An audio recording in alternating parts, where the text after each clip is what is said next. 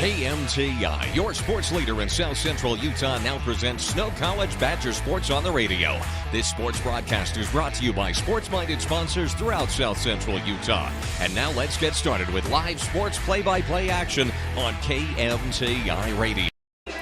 And a good evening, everyone, and welcome to Terry Foote Stadium, Robert L. Stoddard Field. Gary and Jacob Chittister here with you tonight as the Snow College Badgers host the Gladiators from Pacific Northwest Christian College, a team that the Badgers have never faced before. So the first meeting between these two teams. And Jacob, the Gladiators' first year of becoming a part of the NJCAA, haven't played any other NJCAA schools, but they have some experience against NAIA schools. They've played the Ogden Jets as well. So there's a lot of question marks in facing this team here tonight for the Snow College Badgers. Yeah, and they started the year with a 5-3 record, so they're doing pretty good.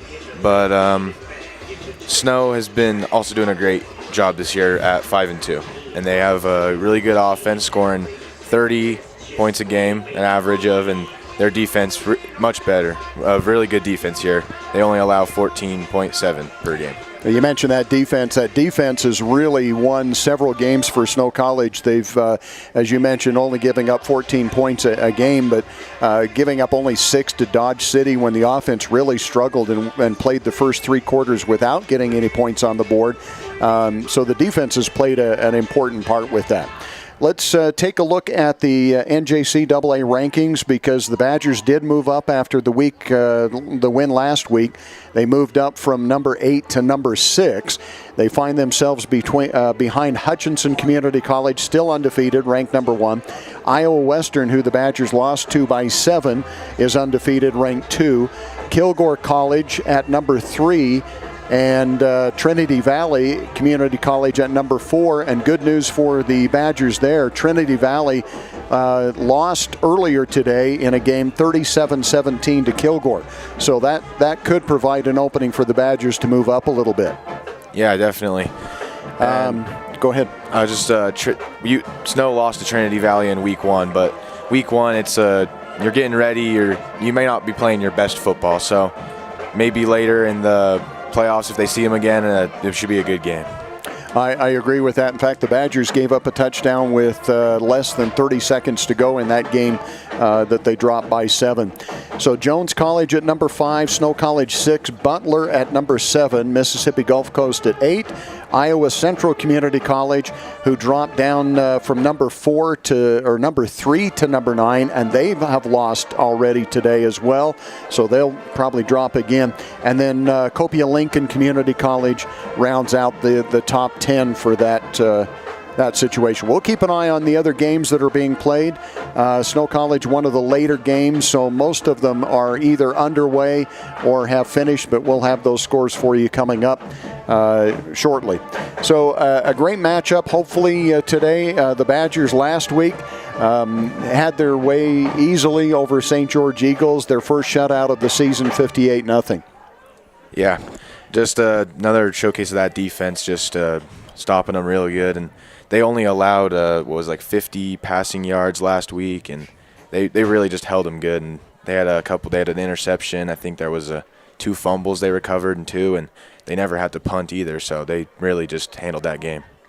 So the Badgers have this week here against Pacific Northwestern. They round out the month of October next week with Lackawanna College, who is ranked number 13. Thank you. And the Badgers finish that season here at home. Then they go on the road to take on Garden City Community College at Garden City, and then they finish the year at Monroe College in New York. So the last 3 games of the season here, not to look past Pacific Northwestern at all, but the last 3 games of the season are going to be very tough for Snow College to try to get into that number 4 spot and make the playoffs. Yeah. So let's take a timeout. When we come back, we are going to have an interview with head coach Zach Erickson, and we'll talk about last week's game a little bit, and we'll talk about the matchup with Pacific Northwest Christian College. We'll have that for you when we come back on the Snow College pregame show right after this timeout. In the days of the mountain men, Cache Valley, Utah became a central gathering place for trappers and explorers. They named it Cache because it was there they would store their goods and come together to trade and connect. This spirit of community continues today at Cache Valley Bank with locations and services throughout Utah, including 3 branches right here in Sanpete County. They're Central Utah's financial outfitter. No matter your mountain, they want to see you reach the top. Cache Valley and Central Utah are rooted in grand expeditions. Let's keep that heritage alive together. Discover Cache Valley Bank. Mountains await. Member FDIC, Equal Housing Lender. At Central Valley Medical Center, we're committed to offering the best care. In your life's first moments. Through your life's biggest emergencies. In your everyday help. In those days that mean the most. Central Valley Medical Center will be there with you through each step and stage of life, bringing the best care because we care, closer to home. Wait, guys, you forgot your helmets! Hi, I'm Ben Pipes. I've been working in the emergency department with the trauma team for the past 9 years. In this geographical part of the western United States, we have the 4th highest traumatic brain injury hospitalization rate in the country for children. When riding off-road vehicles, please ensure that everybody is wearing a helmet and other safety gear. Ride an ATV that is appropriate for your age and skill set. Take a hands-on ATV safety course. Children between the ages of 8 and 16 or without a driver's license should be certified. At MTCC, we're more than just internet people. We're the connecting your life people. For the past 115 years and counting, MTCC has been the local industry leader in connecting people and businesses by providing professional service with the best options in technology. If you need phone, TV, or internet service for your home or business, come see the experts at MTCC. Call or text us today at 435-835-2929. MTCC, connecting your life since 1907. Welcome back to the Snow College pregame show. Snow College has developed itself as one of the finest transfer institutions in the United States, and you can get a quality education that's affordable and fun. Visit snow.edu for more information. Coach, last week, round 2 against St. George Eagles, and it looked to me like you were able to do everything you wanted to do. There were some impressive performances, actually. I thought Donovan had a really good game, and granted, some people might say it was St. George Eagles, but a couple of those passes he threw were dimes. It wouldn't have mattered if they were being guarded by Deion Sanders. They were good passes right on the mark. Yeah, we really liked what we saw out of Donnie. I'm glad you brought that up. We actually we put him in some situations where we just needed to see him perform. Like you said, it wouldn't have mattered who was out there. We actually called some design runs for him to kind of bolster his confidence going forward. But yeah, he looked pretty good. AJ looked really good. The defense, obviously, all of the defensive guys. We got lucky on the offensive pass interference to keep the 0 up there on the scoreboard. But that was a good opportunity for us to kind of build some confidence going into this last part of the season, and hopefully what we really worked on throughout that week and what we'll continue to work on throughout this week and maybe even into the futures is more of a renewed focus on ourselves, and not that we're skimping on the game planning aspect of it, but we're really putting more of a renewed effort into maybe practicing a little longer with more individual time to be able to make sure that we're cleaning up and being able to execute the things that we need to execute. And so we were pleased with what happened on Saturday, and hopefully, like I said, built some confidence going forward. I'm glad you mentioned that. In fact, I was going to ask you if that was the design to get Donnie running, because you ran a lot more option, some quarterback keep type plays. And I speculated on the air that was what was happening, because you had mentioned in some other pre-games that he just needs some confidence, and that's going to add a whole new dynamic to the offense. Yeah, anytime you can add the quarterback as a runner, which Donnie's always been capable of, it's been more of a mental block of I think still some of that subconscious fear of the knee and maybe the shoulder. And we basically told him, we're not going to give you a choice. We're going to make you run the ball. And I think, number one, I think he ran it well, which will give him confidence. He got tackled multiple times and was fine. I think that will give him confidence. But yeah, that was absolutely by design, because if we can add that to our repertoire kind of late here in the season, especially with us trying to make a run for the playoffs, I think that will hugely benefit our football team. All right. Coach, a lot of people ask me why St. George Eagles again, and I think we mentioned it in the pregame last week, but they really did us a huge solid because of what happened with Air Force Prep, and nothing negative against Air Force Prep. They were in a bad situation as well with being shorthanded and so forth. But the efforts that you went to make sure that we didn't have a canceled homecoming football game was great. Yeah, it was really hard because we spent a lot of time basically from 7 a.m. Monday morning to about noon on Wednesday, exhausting every resource we could once we got the phone call from Air Force Prep that they didn't think they'd be able to come down and play. And I mean, what it ultimately ended up coming down to at the end was we actually had gotten Air Force to honor their commitment to come. But their caveat was if they came and they had an injury, we'd have to end the game because they didn't have anybody else to put out on the field. And so I decided that it would probably be better to have a team that could come up and could play a game and not have to worry about that. But we spent the better part of 2.5 days. I mean, we were on the phone with, the Kilgores and the Hutches and the NEOs. I mean, there were 6 teams between the Kansas Conference and the Texas Conference that had byes last week.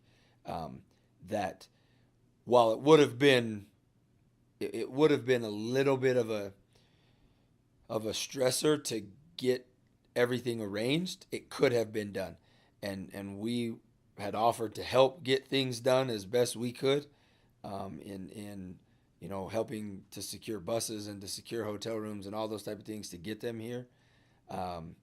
We thought we hit the jackpot and was gonna get Kilgore to come.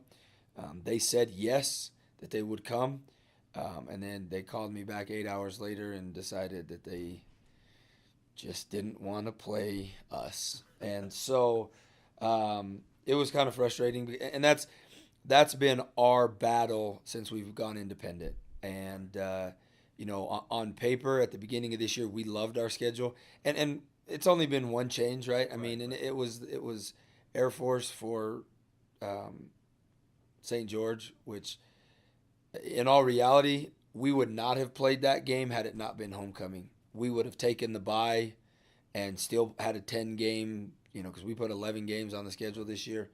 But when it's homecoming, you can't just say, hey, we're not going to play a homecoming football game. And so that's why I think we went through all the effort that we did to make sure that we secured a game. Because number one, that's not fair to all the people that have put all the work in across campus for homecoming, because homecoming culminates with the football game on Saturday night. And so we did everything we could to make sure that we had that game. And even for us, it was a good opportunity for us to kind of, after the frustration of the week before, really try to clean some stuff up. And again, like I said, hopefully build some confidence going in, because I'll tell you this, right, sitting here talking to you right now, I feel a lot better about our playoff chances than I did last week when we had this conversation. And having that game helps. And yes, yep, and being able to play, because say we do win out, now we're sitting at 9-2. Those other teams that are gonna be 1 or 2 lost teams there at the end will be like 7-1 or 8-2, and so that gives us one more win in that win column. And so who knows? We'll see what happens there towards the end. We obviously have a lot of things we got to handle before then. But yeah, that was kind of how we ended up playing St. George again. And I'm grateful to that organization and to Coach Croshaw, for those guys, for basically doing us, like you said, a huge favor and allowing us to be able to play that game during homecoming. And so that was kind of how that all unfolded. And I wish, trust me, no one around here wishes that those other teams would play us more than me. and we, for 4 years have tried to get some of those teams. And there are teams out there that just refuse to play us. They won't even take our phone calls anymore. And the Hutches of the world and some of these other Texas teams that they just won't, And so it's kind of frustrating because you would think, right, if you want to be the best, you'd want to play the best. And, I could go on and on about this subject, but I'll leave it at that. All right, Coach. So you've got Pacific Northwest Christian College coming in this week. We'll talk about them in a moment, and maybe talk a little bit about how the season unfolds here, because you've got a stretch to end the season that's going to be fairly challenging. We'll continue with that with more on the Snow College pregame show right after this. For more information, visit snow.edu. Sanpete Steel in Moroni was founded in 1994 and is one of the major steel construction companies in the Intermountain West, specializing in structural steel fabrication and erection. Sanpete Steel's impressive portfolio includes the Hale Theater in Sandy and structures on the campuses of the University of Utah, BYU, and UVU. Sanpete Steel in Moroni, where their motto is done right and on time, at 685 East Main in Moroni. Call 800-261-1026, 800-261-1026, or sanpetesteel.com. CO Building Systems in Ephraim manufactures a complete line of pre-engineered metal buildings of all sizes. Plus, they are your headquarters for custom metal roof and wall panels for your home or business, including all trim and accessories. All of their roof and wall panels are available in several gauges and over 20 different colors. For a free cost estimate or more information, contact CO Building Systems in Ephraim, 800-262-5347. That's 800-262-5347. Online at cobuildings.com. Welcome back to the Snow College pregame show. Snow College has put together the finest online offerings in education. For more information, visit snow.edu. Coach, Pacific Northwest Christian College coming in this week.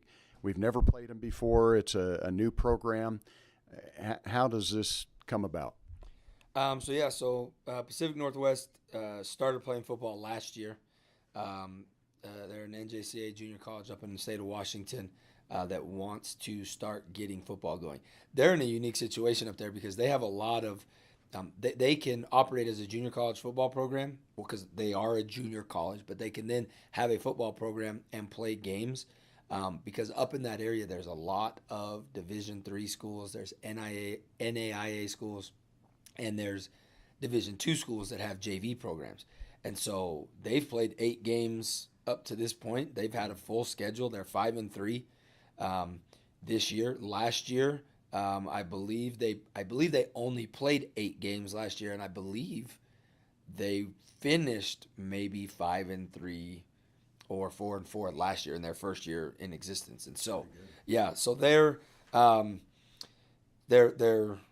doing things the right way, and they're really trying to build their program. And so it was a great opportunity for us to be able to, number one, have another NJCAA game, and number two, to maybe start to build a relationship with them, another team that we can play that's not in New York City or that's not in Georgia. And so as we've started to build a relationship with them, we really like what could lie ahead. As far as a football program, like I said, they're 5-3 up to this point. The hard thing for us is to gauge the competition of the teams that they're playing because we don't have any crossover with anyone. Well, they did play the Ogden Jets week 1, 9 weeks ago, and they beat them. And so, that's really the only gauge. We had the Jets here on Monday, and we're able to see them kind of in person. And Pacific Northwest beat them pretty soundly. I don't think the scoreboard showed it that much, but they beat them. It was 21 or 28-7. And so we just don't know, because we don't know the caliber of the teams we're playing.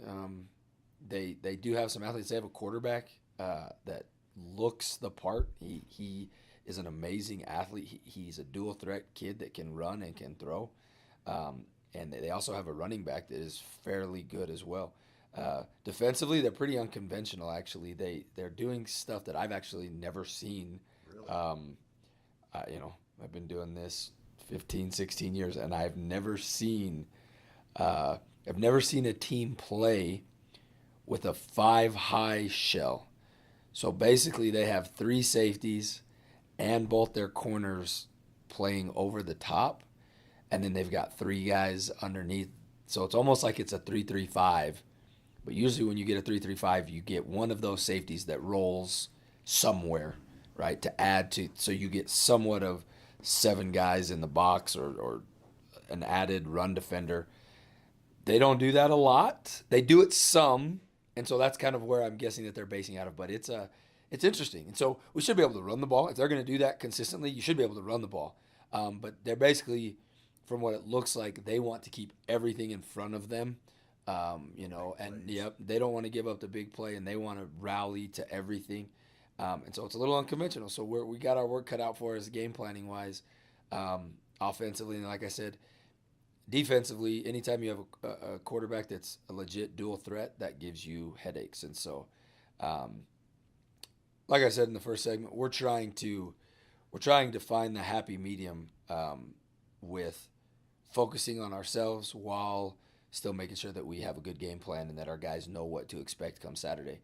And I think that that's something that, on myself maybe was a week too late, because against Western didn't beat us. We beat us. We and anybody that watches that game know that we beat us. We had every chance to win that game. And I think as I look back and reflect on that, we spent so much time on their schemes and how we could match up with them that I think we lost some of making sure that what we were doing was the best we could be. And which is so, I want to beat my head against the wall, because part of what I believe in is it doesn't matter what the other team does. If we know what we're doing and we can execute it at the highest level possible, it doesn't matter what they do. And so we're trying to find that happy medium as we go through this week to make sure that we're getting enough of both. But we're looking forward to them coming, and it's been fun getting to kind of build and start this relationship with them. They wanted, coming into the year, they wanted to play twice. They wanted to play early and late.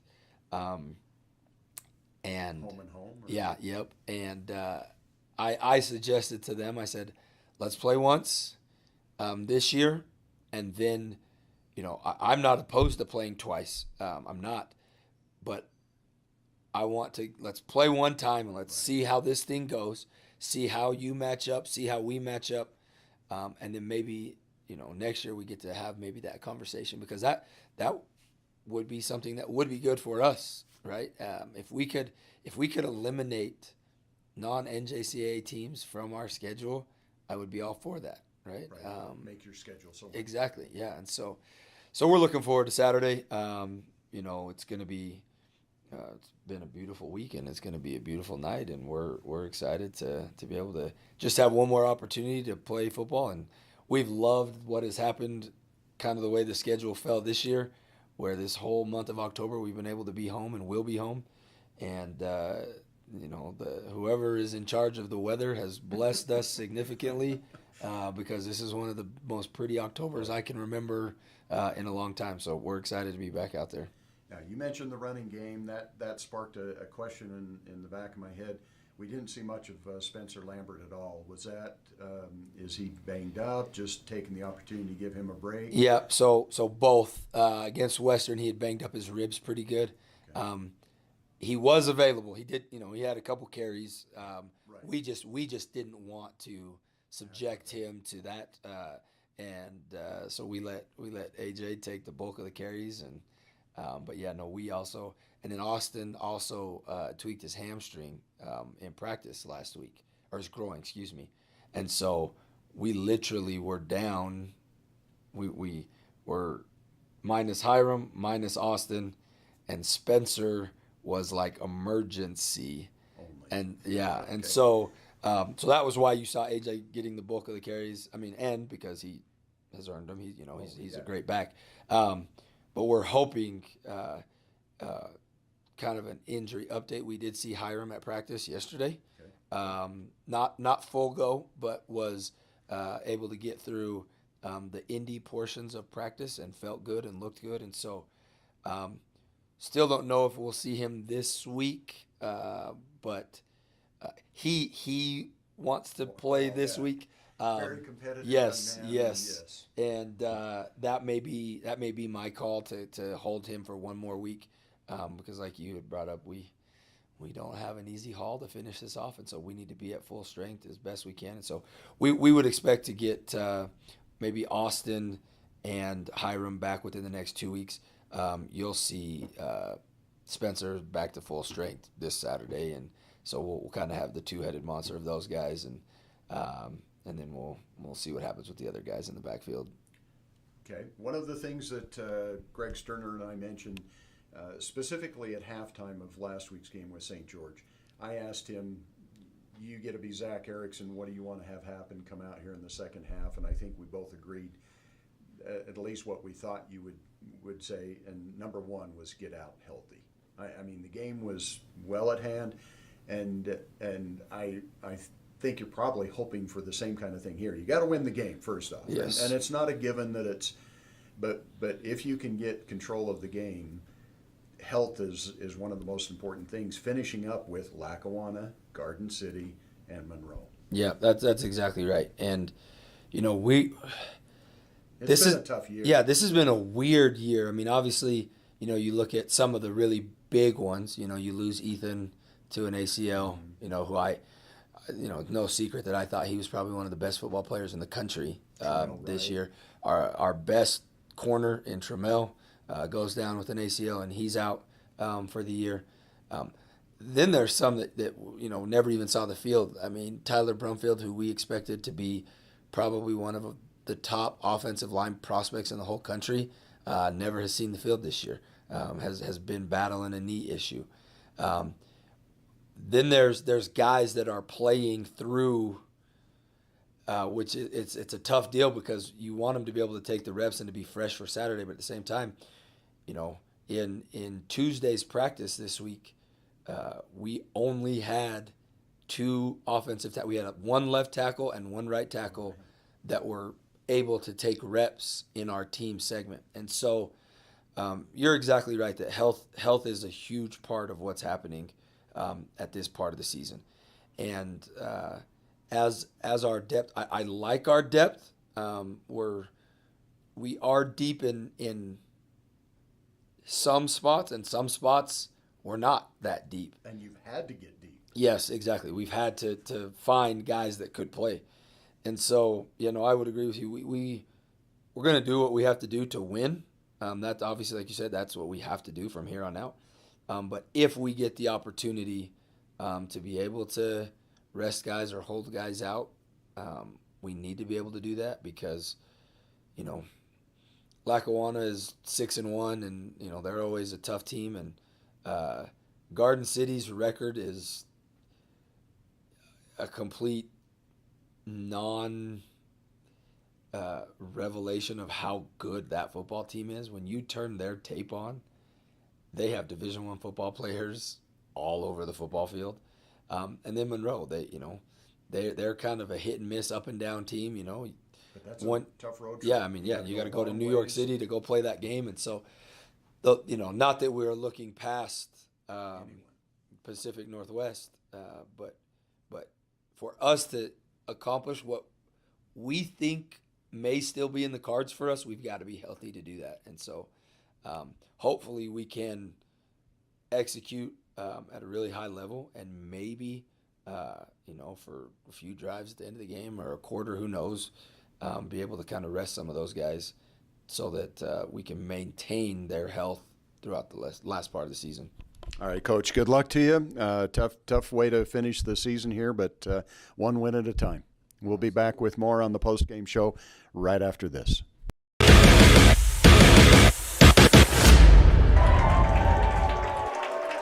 Welcome back to Terry Foote Stadium. Gary Chittister and Jacob Chittister with you, bringing you tonight's matchup between the number 6th ranked Snow College Badgers and Pacific Northwest Christian College. A matchup tonight, Jacob. We've already taken a look at another team in the top 5 that lost, so very important for the Badgers to get this win to try to move up in the polls. They've got to be in one of those final 4 positions to make it to the playoffs. Yeah, definitely. And that week 1 loss at Trinity Valley really hurt them there, but they did lose earlier today, so that could help Snow maybe come up a little bit more in the rankings and try and make a fight for that playoff spot. And the other teams that are ahead, Hutchinson was able to pick up a win this evening or this afternoon. And Iowa Western defeated Butler. Well, actually, that game's still going on. Iowa Western leads Butler 21-7. Iowa Central lost to Dodge City. That helps the Badgers quite a bit there. The Badgers with a win over Dodge City defeating Iowa Central. Hutchinson defeated Garden City, a team that the Badgers will play in 2 weeks. And Garden City has a lot of talent. Talking with head coach Zach Erickson, he thinks that team at 3-5 has a lot more talent than some of the teams that are higher up in the rankings. And so that could be a very dangerous game for them in 2 weeks. Yeah, you can't overlook anyone. If they're ranked or not, you always got to be on your best game and make sure not to fall for a trap game you can maybe overlook. Tyler defeated Sesco College earlier 38-28 as we're getting set for the kickoff. The Badgers send back deep to receive. Shandon King. The Badgers did win the coin toss and they elected to receive, so they will have the ball to start this contest. A very short kick is going to be fielded at about the 35-yard line, and the Badgers are going to have excellent field position at about the 40, 45. I thought he got to the 46, but they're going to mark it at the 45, and the Badgers excellent field position after a very short kick. Yeah, it's a short kick. You got to be ready. Those defenders are coming in hot, and there's some good blocks there, and he shed a couple tackles before getting wrapped up by 3 or 4 guys. So good field position for Snow College here. And they will come out with A.J. Tillman in the backfield and 4 wideouts, 2 to the left, 2 to the right. Donovan Smith at quarterback. A.J. Tillman got the bulk of the carries last week, and just giving some extra time off for the other Badger running backs. Donovan Smith flushed out of the pocket, turns it upfield, and picks up about 3 to the 48-yard line. We saw Donovan run the ball a lot more last week, too. Yeah, he had 3 carries for 22 yards last week, and a long of 11, so he's not scared to get out of the pocket and take some yards on by himself. That'll bring up 2nd and 7. Badgers near midfield. Again, A.J. Tillman in the backfield. 3 wideouts this time, 2 left and 1 to the right. Handoff to Tillman. Tillman tries to get to the outside. Not much there. Does turn it upfield and picks up about 3. And it's going to bring up 3rd and short. Yeah, that was a good run by him. He waited for his blocks a little bit after trying to bounce it to the outside, but that linebacker there, he was patient, and he barely got him by the ankles to slow him down, and then the other guy, the safety, came in to help with that tackle. All right. Make a 3rd and 4. The Badgers are in Gladiator territory at the 49-yard line. 3 wide out, split wide to the left, a single wide out at the top of the field on the far side. A.J. Tillman now moves from left to right on the side of Donovan Smith. Smith, quick pass. That's going to be enough for the first down. As the Badgers get inside the 45-yard line, that'll move the chains and keep this drive alive. Yeah, Aiden Mason on that tackle, and that's just a tough route right there.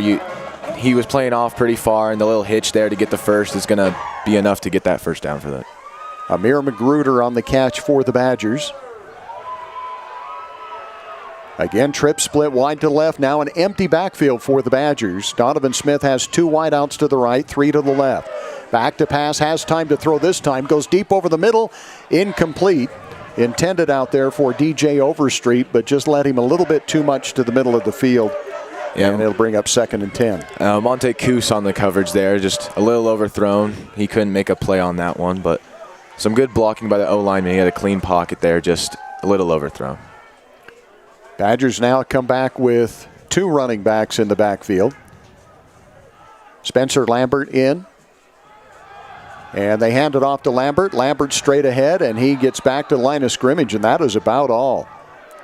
Yeah, just a great play by the defense there. They saw the two back, so you can make a little bit of a guess on a run there, and they come down and they stuff it pretty good. Checking back in at tight end is Samson Peaua, and Lambert comes right back out again. So a big third down here, 3rd and 10 for the Badgers. 2 wideouts at the top. Peaua in the backfield. Back to pass. And deep over the middle of the field, the defender had fallen down. The pass intended out there for Jared Wilson and just overthrown. It's going to bring up 4th and 10. Yeah, the DB got tripped up there a little bit, but the quarterback just barely overthrew that one. The Badgers are going to punt it away here. They have it at the 44-yard line. And they're going to bring on the punt unit. Badger fans maybe wanted the Badgers to go for it here. But 4th and 10, trying to play field position here with no score in the game. First possession, the Badgers picked up a first down and now kick it away. A high end-over-end kick is going to take a bounce towards the end zone, and it carries into the end zone. So, in essence, basically a 24-yard punt.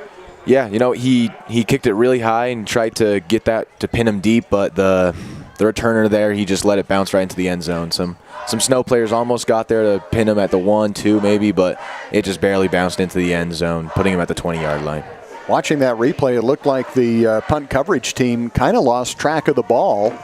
And they set up to down it right by the receiver, but the receiver had run upfield and it bounced into the end zone.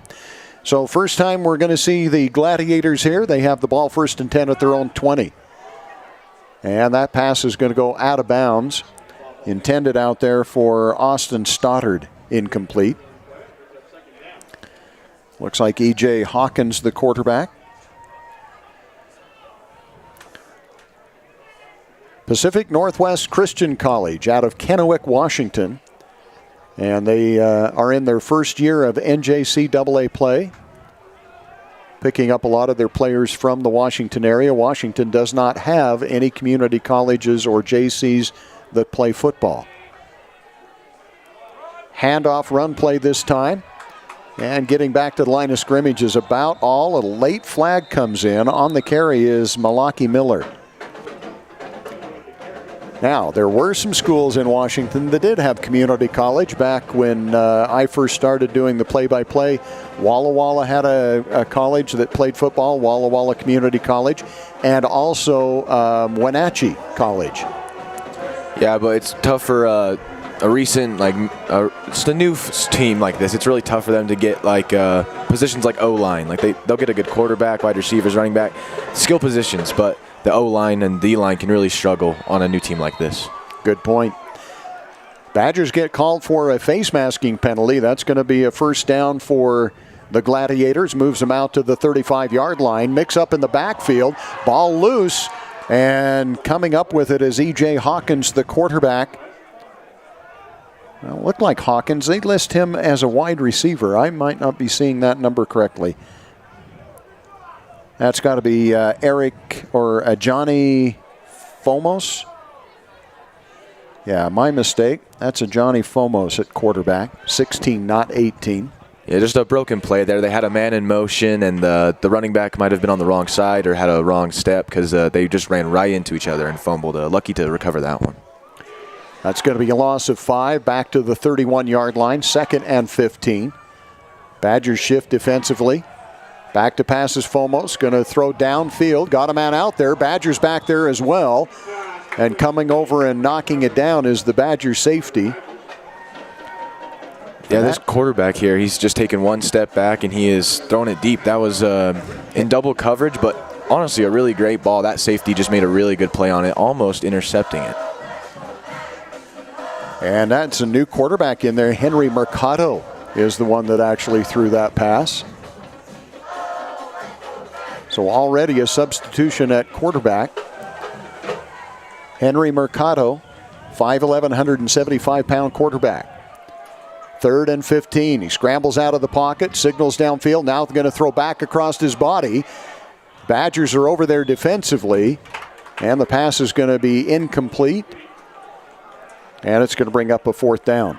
Yeah, it looked like they had a screen on the right side, but he didn't like what he saw there, so he rolls out and he makes a throw across the field. A really tough throw there, but it was pretty on point. The defenders just had it covered really well.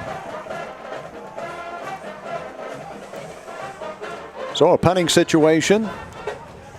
Going back deep to receive the punt is Jared Wilson. Each team with a possession, a first down, and now a punt. Flags fly.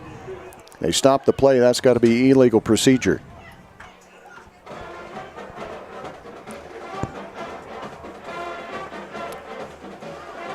We'll wait for the official call from the referee, but there it is. Illegal procedure against the Gladiators. So still 4th down, but instead of 4th and 15, it's going to be 4th and 20. If I was Snow, I would not be expecting a fake here, I'll tell you what. Badgers showing pressure. They come right up the middle. The kick is away. It's a low, wobbly kick, angling towards the sidelines and does go out of bounds. Wilson unable to return that one, and it'll be marked at the 39-yard line. The Badgers will have, again, fairly decent field position here at their own 39. Yeah, the Badgers sent a lot of people there. They only sent 2 back to help block, and it really helped them there because the punter he saw the pressure, he had to punt it quick, and it only bounced out right around the 40. So Badgers will have a bit better field position. We'll take a look at some other scores as we get a chance here. Tyler defeated Cisco 38-28. We mentioned Dodge City over Iowa Central 34-30. Badgers come out with Spencer Lambert now in the backfield. And the handoff goes to Spencer. Spencer spins his way forward for a gain of maybe 2. Good defense by the Gladiators. Yeah, the Gladiators have had a pretty good run defense this game so far. They haven't allowed any big runs or anything really in the run game. Badgers go with 3 wide out, split wide to the left.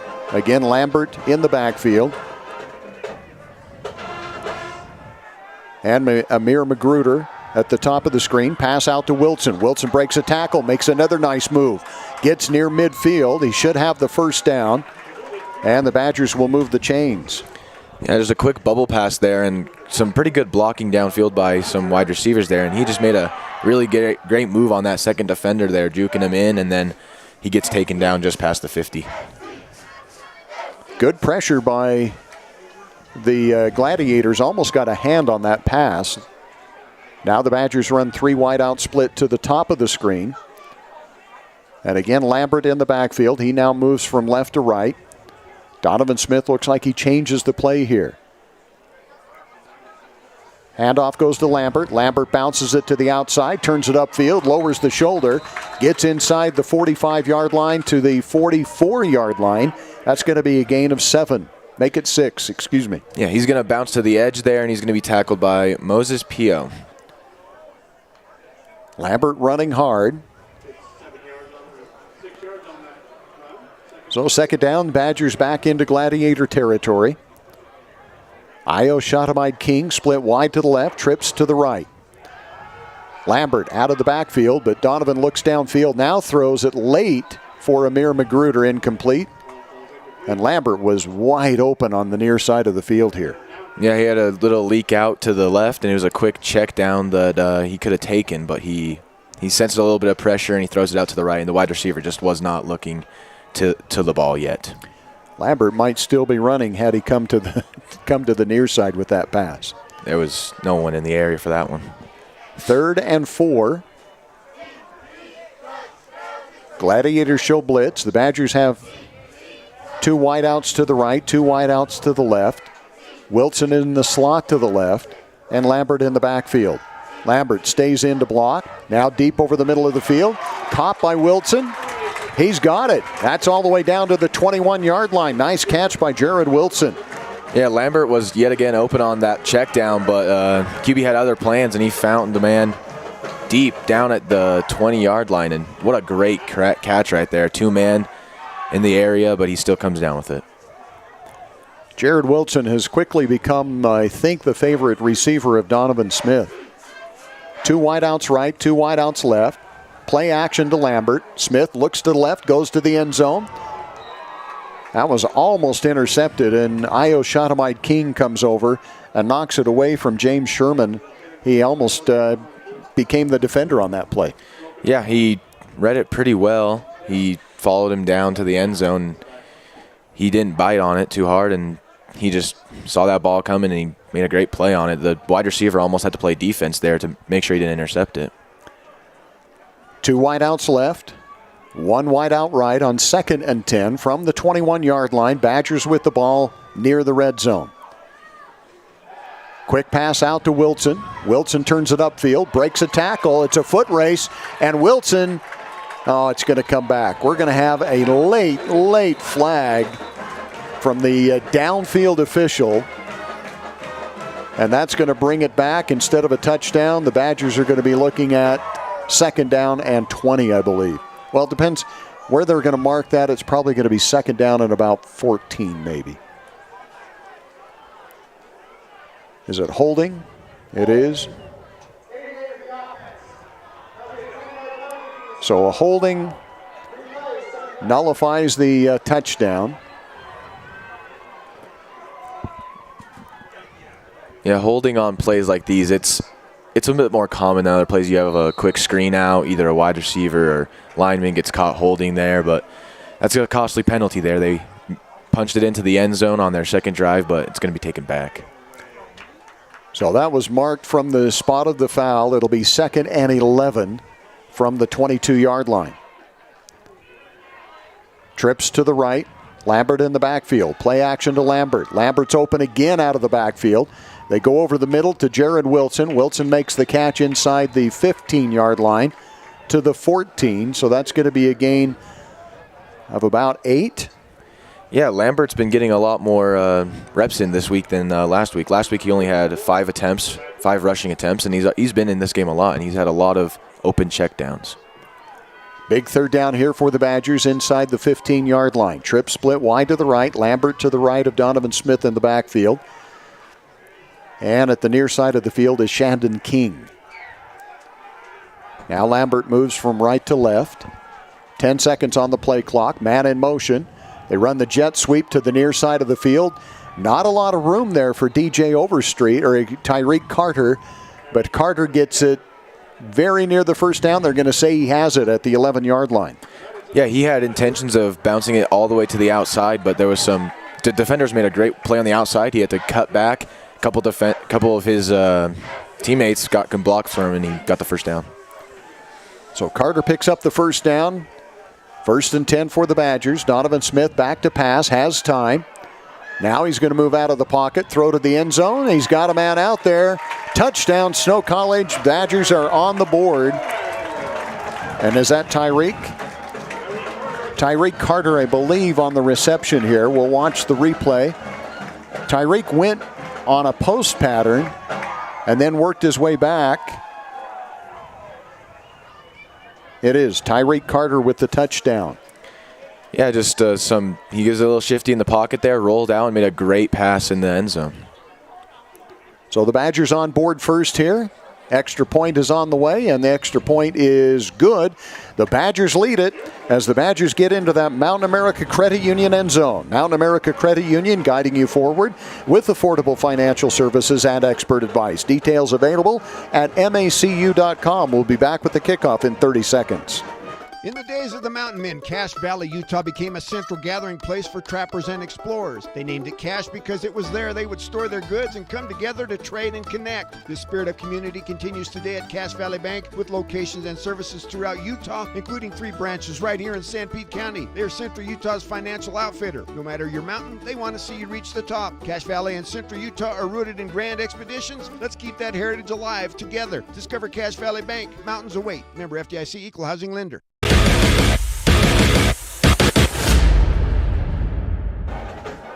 Welcome back to Terry Foote Stadium and Robert L. Stoddard Field at the Snow College campus in Ephraim, Utah.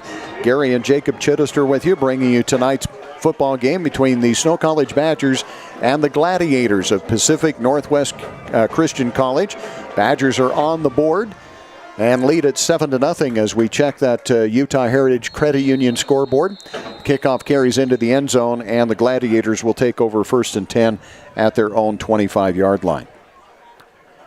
So that play really made possible by the good blocking. Donovan Smith had a lot of time to be able to find a receiver, did move out of the pocket a little bit, and that maybe helped break down the defense as well. Yeah, the O-line don't get too much credit, but last week they only allowed 1 sack, I believe. So that's just shows how great they are. And there in that play, he had a lot of time in the pocket, rolled out, but no defenders coming at him. He had a really clean pocket. He was able to make that pass.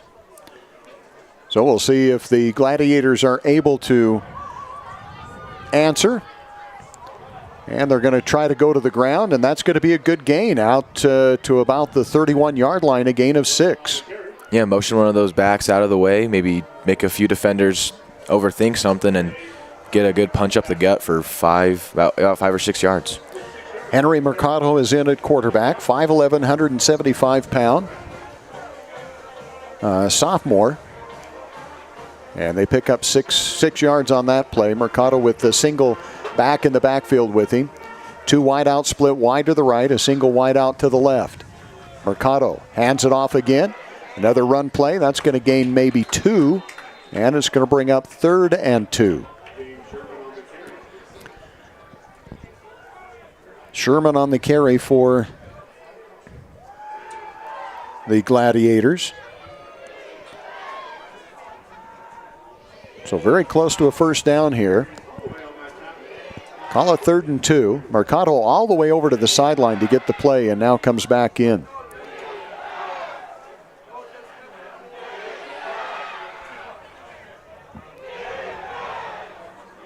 Sherman in the backfield along with Mercado once again.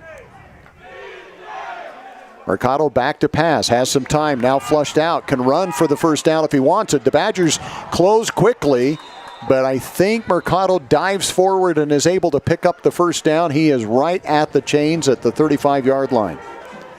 And they will give him the first down. That was Snow had some really good pressure. They had 2 or 3 guys get into the backfield, and they had a linebacker come in hot to try and take the QB out, but he barely jukes in and he dives for the first down. That was very, very close, but Mercado just shifty enough to avoid that tackle, as you mentioned, from the linebacker coming in. Picks up that first down. 1st and 10 at the 35-yard line. Mercado back to pass again. Passes to the running back out of the backfield. That's Sherman, and Sherman's going to gain 2 to the 37-yard line. Yeah, passes like these, you want to get passes like these to build the confidence of your QB. A punt on your first drive, he might get a little shaken up, seeing all that pressure coming in. These quick, easy passes, you don't have to go for it all on 1 down. Bring it to 3rd, 2nd and shorter, then 3rd and short, and then pick up some easy first downs. You don't have to go for first downs on your first down. Tight end, 2 tight ends on the right side of the formation here. Empty backfield, and now a flag comes in. And we've got another illegal procedure call against the Gladiators.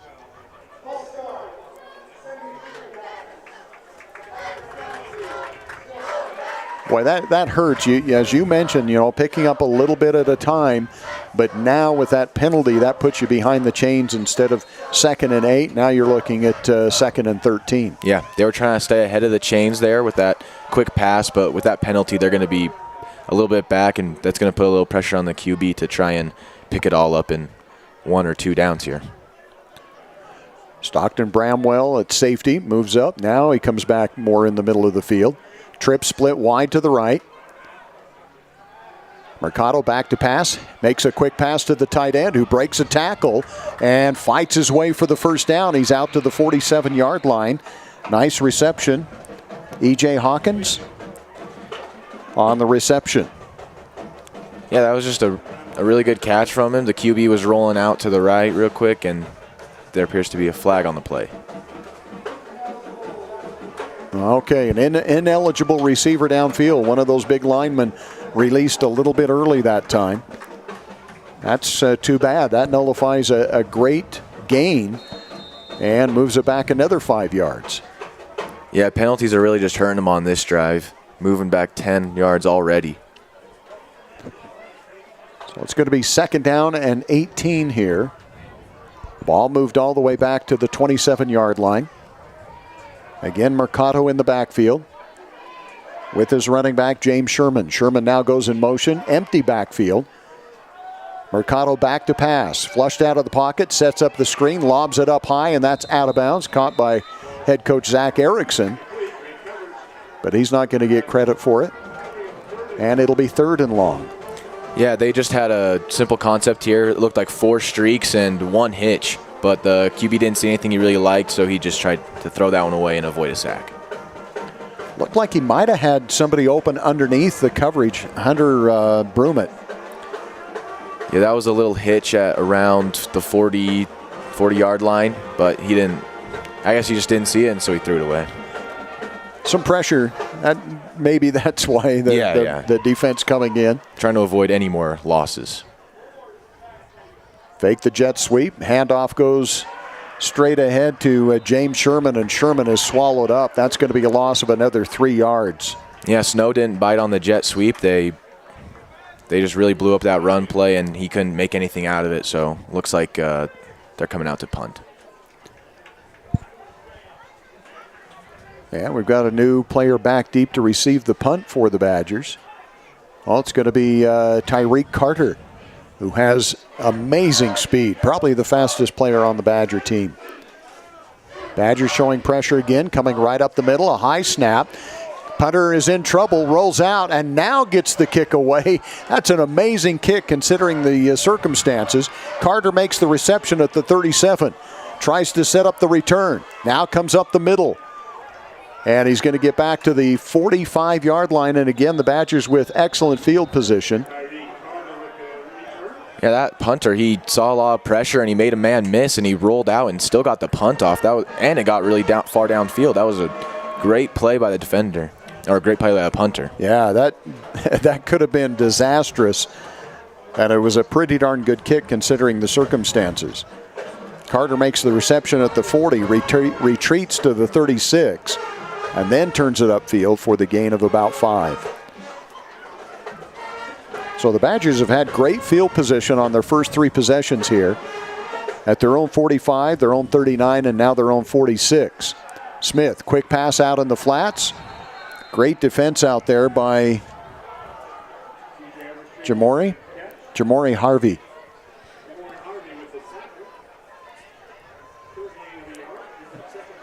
Yeah, he seemed to be getting blocked by the other wide receiver, but he got off it really quick, and he was able to make that tackle. A gain of just 1. It'll be 2nd down and 9. Badgers looking to the sidelines here for the play call. 3 wide out, split wide to the left. Io Shatamide King. Jared Wilson in the slot.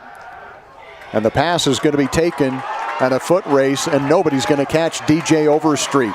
That is a 53-yard touchdown play from Donovan Smith to DJ Overstreet. Yeah, a little bit of a play action there, I believe. They faked it to the running back and just a quick pass over the middle. He just found, they were in a zone coverage, he found a seam, and he just beat the safety into the end zone.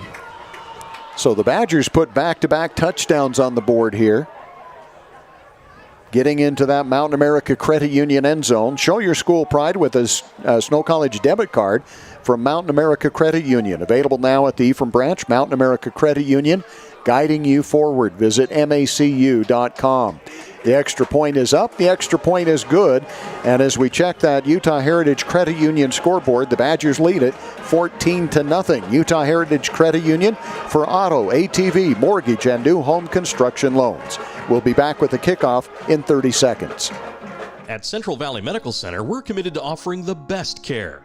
In your life's first moments. Through your life's biggest emergencies. In your everyday health. In those days that mean the most. Central Valley Medical Center will be there with you through each step and stage of life, bringing the best care because we care. Closer to home.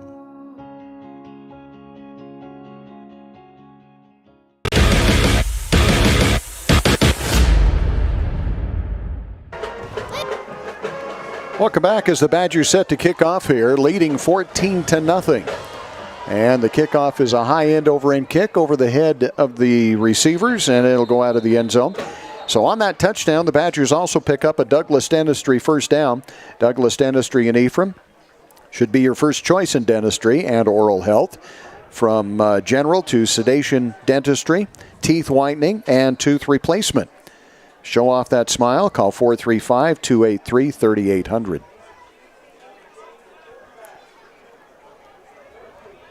So the Gladiators will start on their own 25-yard line, their third possession of the game. They have netted a first down on penalty, a first down on their own, and now 2 punts.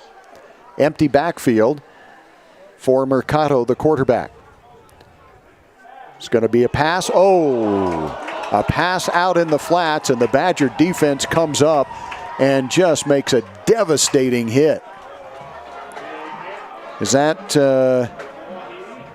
Tiloy Nawahine, I believe, that came up and made the hit? Yeah, he saw the running back motion out, and he came downfield with just great speed, and he doesn't miss the tackle, and he hits him real hard for a 5-yard loss.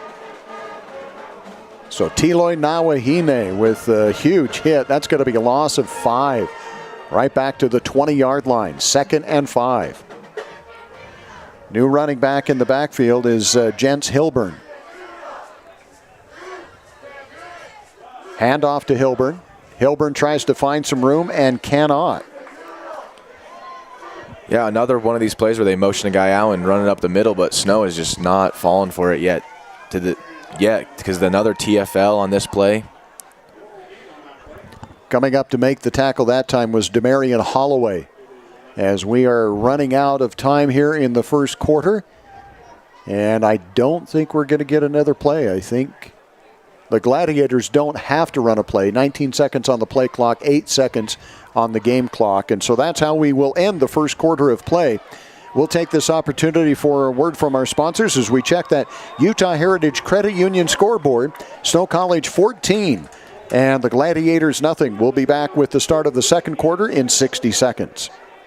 Hey guys, you forgot your helmets! Hi, I'm Ben Pipes.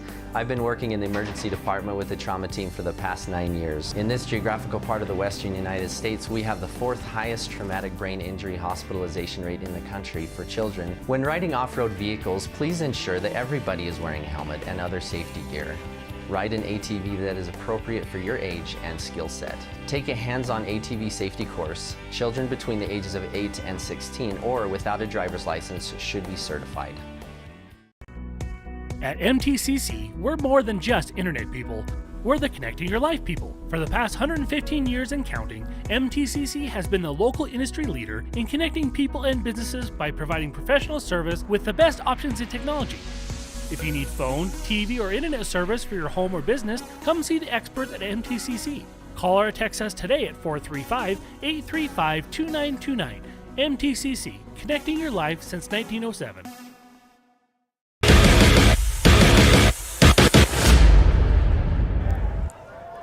Welcome back to the start of the second quarter. Pass out in the flats is going to gain about 3 yards. But that's going to be well short of the first down. It'll bring up a punting situation. We just got handed the stats from the first quarter. Jacob, anything that jumps out at you there? Just the passing game hasn't really been working too well for Pacific Northwestern. The 2 for 6 and -3 yards because he had those 2 checkdowns that were both sniffed out really well by the defense. The run game a little bit better because the Jens Hilburn 2 for 5 and Henry Mikado 1 for 2. So a punting situation here on 4th and long. This time the kick is away with limited pressure. Coming up and making the catch is going to be Wilson. And Wilson dives forward and gets into Gladiator territory. The Badgers will start 1st and 10 from the 49. Yeah, just Snow's had great field position this whole game. They haven't ever been pinned too deep, and they've been able to start most of their drives within the 40-yard line.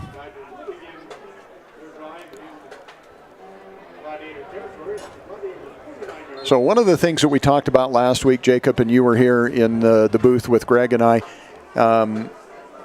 you want to see the Badgers be able to get the game in control, but then your next thing is stay healthy because you've got 3 games here to finish the season against some really tough teams. And it may be early to be talking about that, but already the Badgers 14-0 here in the second quarter. Lambert in the backfield. Donovan Smith has Lambert again, but doesn't go to him. Instead takes it forward and slides for no gain. Yeah, Lambert with that quick out of the backfield. He's been open 3 or 4 times here, and he's had, if he catches that, he's getting at least 5-6 yards. But Donovan Smith just hasn't seen him, I guess, and he scrambles for 1 yard before sliding. So it'll bring up 2nd and long. 13:40 remaining here in the first half. 2 wideouts right, 2 wideouts left for Donovan Smith. Donovan hands it off to Lambert. Lambert straight ahead. Hit in the backfield. Fights his way forward for maybe a gain of 1 is all. And I'm impressed so far for the Gladiator defense has really limited the Badgers' running game. Yeah, the Gladiators' run defense has been great. They've only allowed 1 yard from Tyreek Carter, 3 yards from Tyreek Carter, 3 from Smith, 3 from Tillman, and only 8 from Lambert on 3 attempts. So 3rd and long for the Badgers at the 48-yard line. The Gladiators jumped, but they can and get back, and then the wide receiver for the Badgers moved, and so that's going to be a 5-yard penalty on Snow. So instead of 3rd and 9, it's going to be 3rd and 14 as that moves the ball back into Badger territory at the 46-yard line. And a good stand here so far from the Gladiators defense on those first 2 run plays, just being able to stop them, and the penalty there are going to really help them out here. Badgers go with 3 wideouts, split wide to the right. Lambert in the backfield on the left-hand side of Donovan Smith. Io Shatamide King split wide to the left. Donovan back to pass, has a pocket, looks downfield, goes deep. He's got King out there, incomplete. A lot of contact, no penalty, and King was unable to come up with it. The Badgers are going to be forced to punt. Yeah, that's unfortunate right there. You had great blocking. The quarterback had a really clean pocket, and he threw a very nice pass. But the defender, he covered that pretty well, but he fell at the end there. But he just wasn't able to hold on to that one. Again, Lambert had worked out of the backfield. He maybe would have gotten the first down, maybe not. But I'm sure the coaches are going to be talking to Donovan saying, hey, nobody is picking up Lambert out of the backfield. Yeah, he's been open many times this game so far. So 4th and 14. Badgers with just their 2nd punt of the game. And this is going to take a bounce, and the Gladiators are going to pick it up and run it out of bounds at about the 19-yard line. Yeah, the 2nd punt for the Badgers today, and the first punt, they pinned him at the 20 after it bounces to the end zone, and here the 19. So if we take a look at the Gladiators, they've had the ball at their own 20, own 25, own 25, and now their own 19. So not very good field position, but they've only been able to pick up a couple of first downs. They haven't been able to flip that field yet. Yeah. And that's really tough. Getting past that 50, it may seem like it's just another 10 yards if you're at the 40, but that's like where the defense really making their stand. But yeah, starting around the 20 each time is going to make it a lot harder for them to get into the end zone. Tripp split wide to the right for Mercado. Mercado hands it off and back to the line of scrimmage, maybe a gain of a yard to the 20. And there defensively was DeQueen Petty for the Badgers. Yeah, neither team here has been able to get that running game going. It's been a lot of passing in this game. Alan Moyai in at that right defensive end. Tank Mitchell for the Badgers at linebacker out of Draper, along with DeQueen Petty that we mentioned. 2nd down and 9. Man in motion. They fake the jet sweep, handoff straight ahead, and that goes nowhere, not even back to the line of scrimmage. Tackled in the backfield is James Sherman. Yet again, Snow just not falling for that fake jet sweep that the Gladiators here seem to really like, but Snow's just had a great run defense, and they can't get anything going on the run here. Caden Miller has checked in for the Badgers on that defensive line, more of a pass rush specialist. 11 minutes to go here in the first half. 3rd and 10 for the Gladiators. Gladiators send Austin Stoddard split wide to the left. 2 wideouts to the left, 2 wideouts to the right for Mercado. Mercado under some pressure, steps up. He's going to try to run for it, and he picks up about 3-4 yards, but he's tackled there by Tank Mitchell. Yeah, Snow sent they had a blitzing DB, I believe, got a lot of good pressure there, but QB is able to roll out and gain a few yards, but that is going to bring up 4th down. Great open field tackle by Tank Mitchell, and if you've got a name like Tank Mitchell, you know you got to be a tough defensive guy. Yeah, you hear Tank, and if I'm a quarterback there, I'm scared to get hit by that guy. Maybe I should have named you Tank. So I'd be good at football? No, so people would be afraid of you. Punting situation here, 4th and 6 for the Gladiators. And the Badgers might have got a hand on that one. It took a really weird bounce. Now it's going to be picked up by Carter. Carter gets a block. Trying to get to the outside, makes a fake. This is going to come back. Flags away from the action. That is so frustrating because you've got flags thrown here on the near side of the field, and the play is all the way to the other side of the field. Yeah, that's just discipline there, But if you're on Snow and I think it's right there. Yeah, he looks like on 23 maybe, but you just can't see. You don't know where the guy behind you is going, so you maybe make a block that maybe you shouldn't have, and that's going to cost him some yardage there. Definitely going to go against the Badgers here. Have yet to get the official call. Or guessing holding here. No, it's not. So that's going to be a 15-yard penalty, not holding. And this is going to give the Badgers their worst field position here at the 38-yard line. And you say worst, but 38 is still pretty good when you look at the Gladiators' field position. Well, that's just an indication of how well the Badgers have had field position here in the first half. A.J. Tillman is checked back in the backfield with Donovan Smith. Trip split wide to the left. A.J. Tillman gets the handoff, spins forward, and a gain of 5 out to the 43-yard line. Badgers really overloaded that play on this near side here, Jacob. Yeah, a lot of blocking, and that's just able to get them some more yardage because so far I believe that's their biggest run of the game with 5. They haven't been able to get anything bigger going. So add some more blockers, and if you have more blockers than defenders, you're going to gain some yards. Romeo Tuimalo came on a pull that time. Handoff to Tillman again. Tillman with a great run. Tillman into Gladiator territory at the 45-yard line. That's their biggest play now. Yeah. Snow seems to want to get that run game going despite the early struggles, and seems like they have on this drive so far with 2 really big runs. A.J. Tillman still in the backfield with Donovan Smith. 2 wideouts to the left, 1 to the right. The Badgers going with a tight end. Handoff again to Tillman. Tillman works his way up the field, and another good gain. A.J. Tillman inside the 40, mark him down at the 38. Yeah, Tillman able to make a move on a defender before being tackled by Ian Newsom. And a pretty good block downfield by the Badgers wide receiver. And that is Magruder.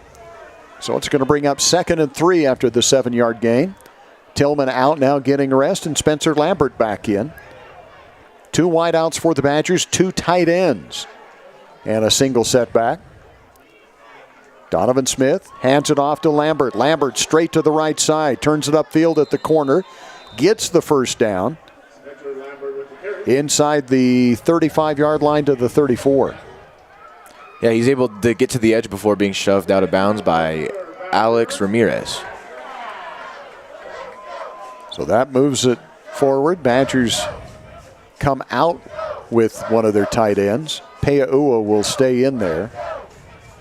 Tillman comes out. Overstreet checks in, and Overstreet is going to line up as a running back. Don't see that too often, but DJ Overstreet to the right-hand side of Donovan Smith on 1st and 10. Handoff to Overstreet. Boy, The Gladiators saw that one coming, and Overstreet's going to lose 7 yards. Yeah, Judah Bishop just really blew that play up. He was able to sniff it out and get past the O-line there for a big TFL. But all runs on this drive so far for Snow. Yeah, a loss of 7. Back to the 41-yard line. It'll be 2nd and 17. Clock continues to run here in the second quarter. We're down to 7 minutes remaining. Badgers lead it as we check that Utah Heritage Credit Union scoreboard. 14-0.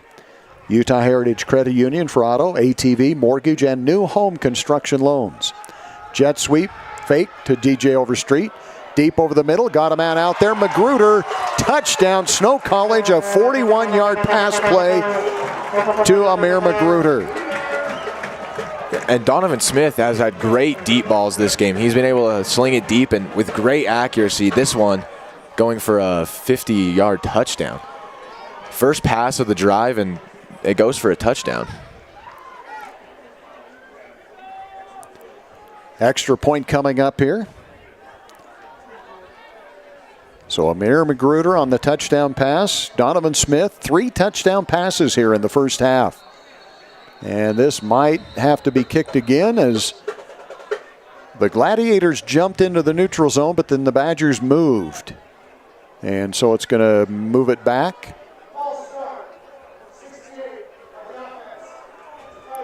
Casey Kiesler, the kicker, will have to kick from 5 yards back. Out of the hold from Max Barker, the backup quarterback for the Badgers.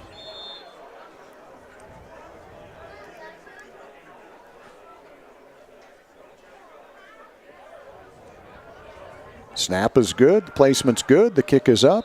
The kick is a line drive, and it is no good. Kiesler misses it from 5 yards back. So that will keep the score 20-0. Snow College with the lead as we check that Utah Heritage Credit Union scoreboard. And we'll be back with the kickoff in 30 seconds. San Pete Steel in Moroni was founded in 1994 and is one of the major steel construction companies in the Intermountain West, specializing in structural steel fabrication and erection. San Pete Steel's impressive portfolio includes the Hale Theater in Sandy and structures on the campuses of the University of Utah, BYU, and UVU. San Pete Steel in Moroni, where their motto is done right and on time, at 685 East Main in Moroni. Call 800-261-1026, 800-261-1026, or sanpetesteel.com.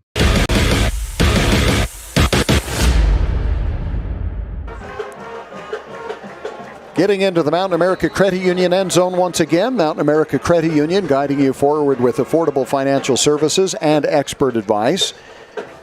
Be sure and get details at macu.com. 41-yard touchdown pass from Donovan Smith to Amir Magruder as the Badgers kick it off. And this one is going to be fielded at the 4-yard line. First time that Pacific Northwestern has returned a kick. And that's up to the 19-yard line, and that is it.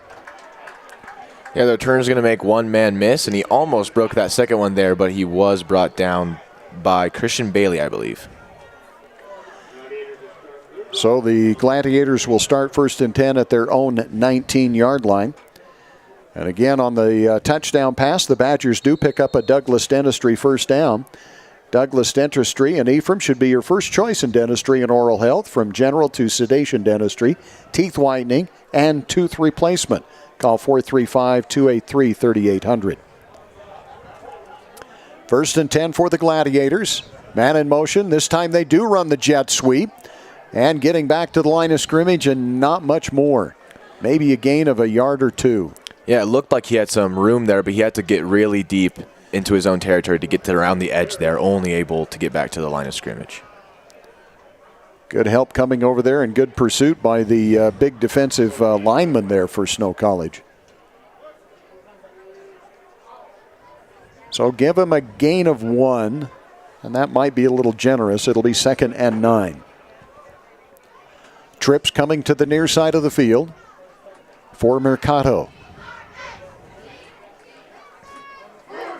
Mercado back to pass, quick pass over to the right.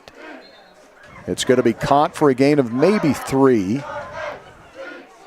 And good defense out there to make the tackle is going to bring up 3rd and long.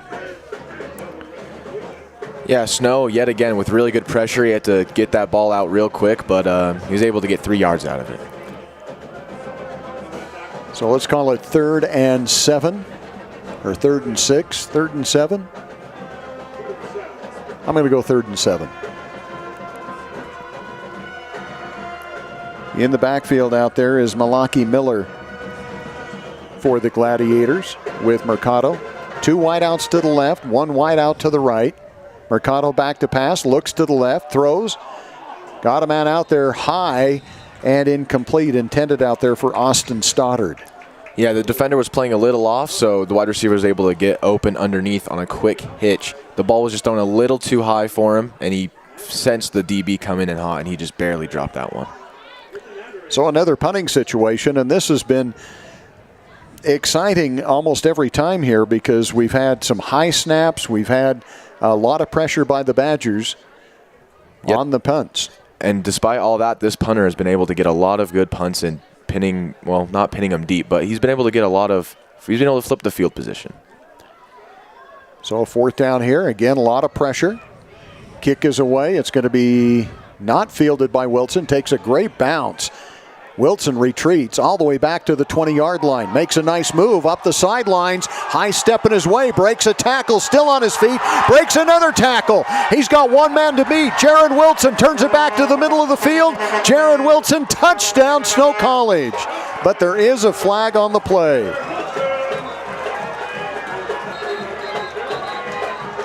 I still don't see it.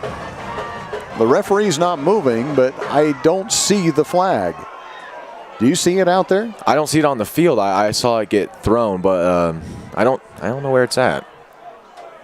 Oh, no, he was throwing the... Oh. Well, here comes the call. Oh, it's a sideline warning against Snow College. So it is going to be a touchdown. Yeah, that one of the greatest punts of the game, but it would have been down and right at the 20, but it doesn't bounce out of bounds. He decides to pick it up, and he's able to tiptoe his way on the sideline. A lot of great blocks to get into the end zone there. Okay. How long was the punt return? I know because I cheated and I looked, and it's a lot longer than what I thought it was. Was it around 8? It was 81, 80? You are right on the money there. 79-yard punt return by Jared Wilson. Now, did the Badgers go for 2 here to make up? No, they kick the extra point, and it's good. So the Badgers get into the Mountain America Credit Union end zone once again.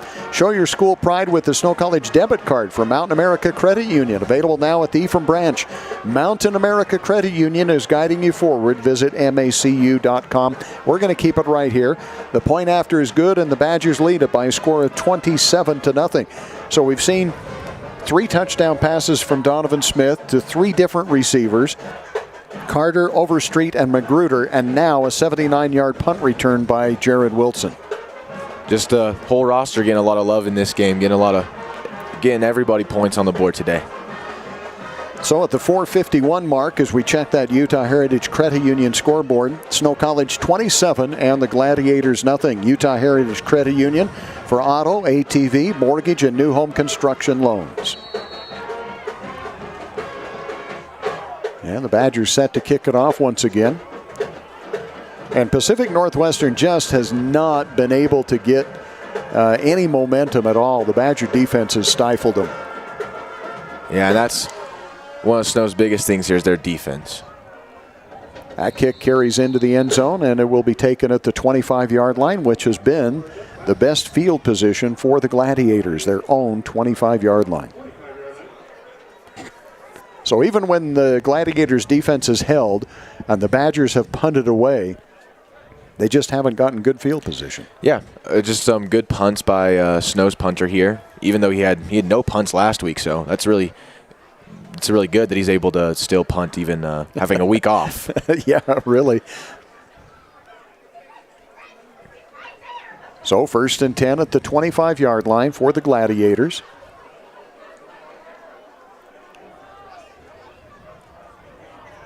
Is that still Mercado in there at quarterback? I believe it is. 1st and 10. Mercado hands it off, and a gain of about 2 yards. No, that's not Mercado in there. That's a new quarterback. Easton Weissenheide.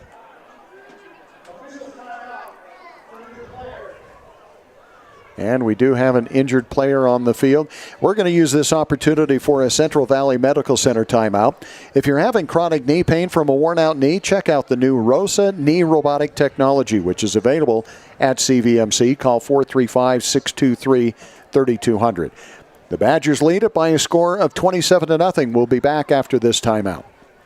CO Building Systems in Ephraim manufactures a complete line of pre-engineered metal buildings of all sizes. Plus, they are your headquarters for custom metal roof and wall panels for your home or business, including all trim and accessories. All of their roof and wall panels are available in several gauges and over 20 different colors. For a free cost estimate or more information, contact CO Building Systems in Ephraim. 800-262-5347. That's 800-262-5347. Online at cobuildings.com.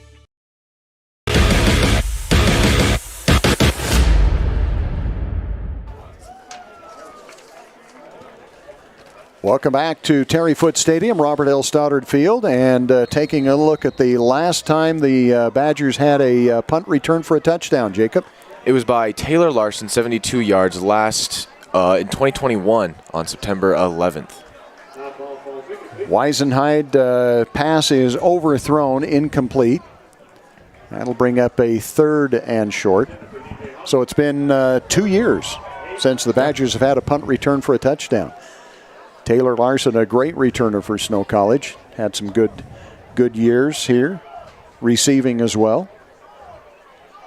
And how long was that one? 72. 72. And this one for 79. Big third down here for the Gladiators with Weisenheide in at quarterback now. Back to pass, under some pressure, setting up the screen, goes down the sidelines, incomplete.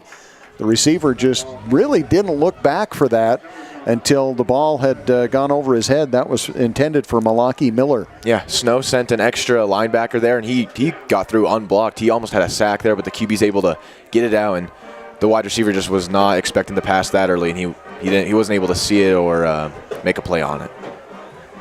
So we're just 4 minutes and 24 seconds away from halftime. At halftime, we'll have some statistics for you. We'll give Jacob a chance to take a look at those stats and analyze those for us. That snap over the head of the punter. He retreats into the end zone, gets out of the end zone, and driven out of bounds at the 2-yard line.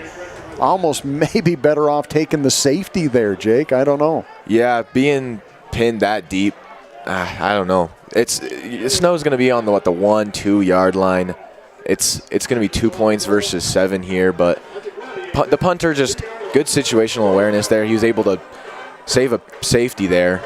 So saves the touchdown, but again, Snow has it at the 2-yard line.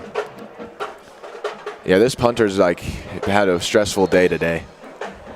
I feel for him. I mean, there's been at least 2 snaps that this one over his head, and he had one other one that was pretty high, and he's been under pressure the whole time. But this is his first real mistake here, because every other one he's been able to punt it out, but this one just not enough time and too high over his head. Good point. Io Shotamide King split wide to the left. The Badgers with 2 men in the backfield. Donovan Smith wanted to get the play off, but they ran out of time. Delay of game. So instead of 1st and goal at the 2, it's going to be 1st and goal at the 7. Badgers just took too much time getting out on the field, Jacob. Yeah, and this might just be, instead of a rushing play right now, maybe they'll go to a pass, but they've been passing a lot this whole game, but the Gladiators' defense, the run defense, has been phenomenal, so I'm guessing a pass here. A.J. Tillman in motion out of the backfield. Pass is going to be a little bubble screen there intended for Io Shotamide King, who makes the catch, gets to the 4, so a short gain. And it'll bring up 2nd and goal. And just a wide receiver screen that time. And it looked like Shotamide King might have been able to bring it more to the inside, but he stayed to the outside. 2nd and goal. High snap, handoff to Lambert. Lambert dances his way into the end zone. Touchdown, Snow College. 4-yard run. Yeah, he was looking to run to the inside there, but he had some good blocks in the out, so he just bounced it out, got just inside the tackle, and he was able to get in for a touchdown. So the Badgers have had 2 punts in this game, but yet they still lead at 33-0 here in the first half. The extra point attempt is up, and the extra point is good. So Spencer Lambert gets into that Mountain America Credit Union end zone. Mountain America Credit Union guiding you forward with affordable financial services and expert advice. Details available at macu.com. We'll take this opportunity for a Central Valley Medical Center timeout. From orthopedics to pediatrics, trust CVMC. We'll be back with the kickoff in 30. I'm J.L. Larson. And I'm Sarah Larson. We're the owners and operators of Freedom Ford in Gunnison, Utah. We've been in business now for 38 years. Of those 38 years, we've done business with Utah Heritage Credit Union for over 20 of them. Even our kids have savings accounts there. Utah Heritage is a great staple to Sanpete County. Homegrown credit union here that has helped, I believe, thousands of families throughout the valleys.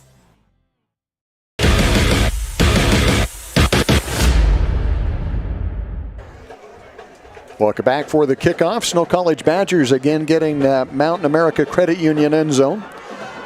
A reminder, coming up on the postgame, we'll have the Little Caesars Player of the Game. For Fresh Pizza Fast, make a pit stop at Little Caesars in Nephi, Ephraim, and also in Gunnison.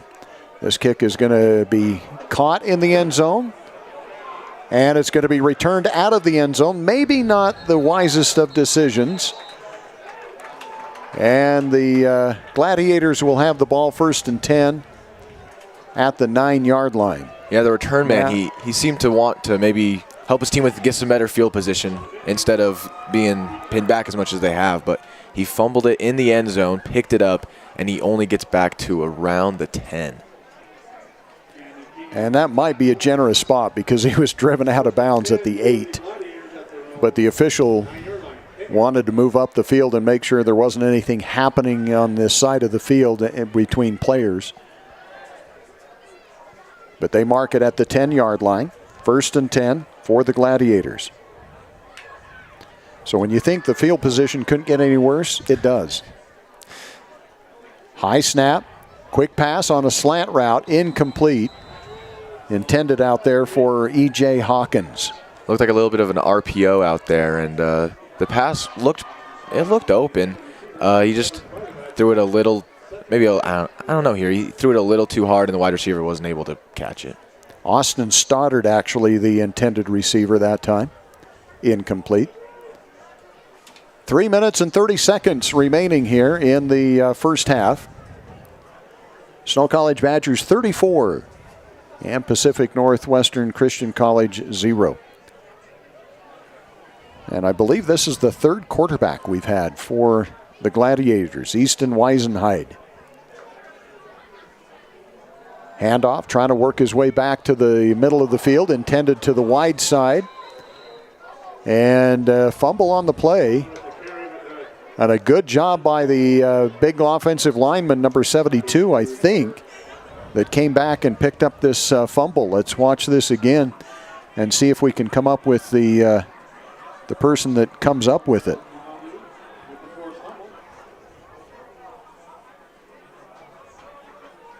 Well, couldn't see the number there, but a nice job by the lineman to avoid a turnover. Yeah, the running back was making a lot of moves, trying to fight for some yardage there, and he just barely fumbles it, but his team was able to recover it.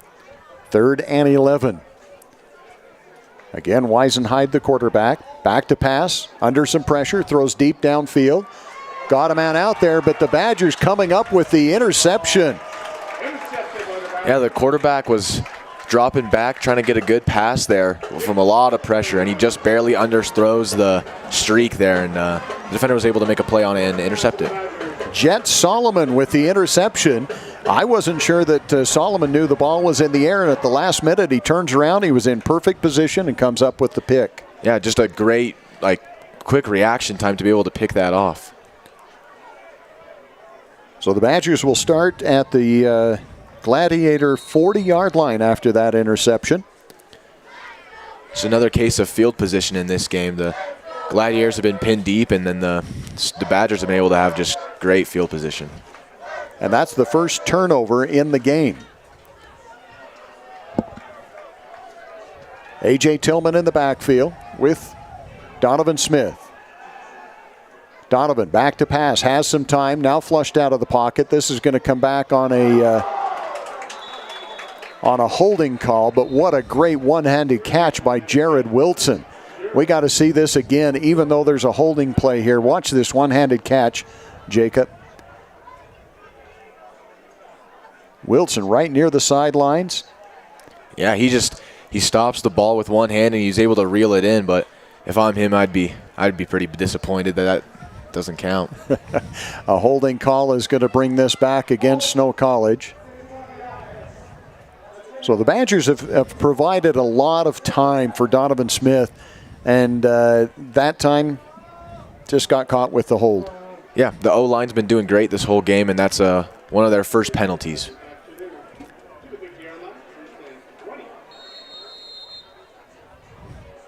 Trying to find penalties. 3 for 15 for Snow College, but that's probably not including this one we just got. So 4 for 25, not too bad for almost a half a play here. 2 minutes and 9 seconds remaining. 1st and 20 for the Badgers. Badgers at midfield. Jared Wilson comes in and makes a block from the slot, but that play just really could not get going. Yeah, Colo Moser was able to bring him down, and they had the tight end or wide receiver come in to block, and just the safety just came down, and the running back tried to bounce out, and the safety and DB and one of the linebackers were able to bring him down for a loss or just a short gain. It's going to be 2nd down and 22 for the Badgers. A.J. Tillman in the backfield. Donovan back to pass, looks deep. Goes deep over the middle, got a man wide open. Boy, there had to be some missed coverage there. You don't want to leave Tyreek Carter alone, but they did. Yeah, it looked like he just found a seam, and yet again, great blocking from the O-line. Donovan had so much time in the pocket there. He stepped up a little bit, was able to just sling a beautiful ball to the wide open man, and he was able to get into the end zone there. That's the 2nd touchdown for Carter. He's got an 11-yard touchdown pass and now a 52-yard touchdown pass from Donovan Smith, who has, 4 touchdown passes now? That is his 4th passing. And the extra point is up, and the extra point is good. The Badgers get back into that Mountain America Credit Union end zone. Mountain America Credit Union guiding you forward with affordable financial services and expert advice. Details available at macu.com. We'll be back with the kickoff in 30 seconds. This school year will be different. This year, I'll do my assignments on time. I will listen to my teacher. I solemnly swear. I won't eat any glue. I'll do my homework every night. Every night. Research? No problem. School, I got this. This year will be different. Visit Centricom.com to power your education with the best internet experience. Everyone succeeds with School to the Power of Centricom.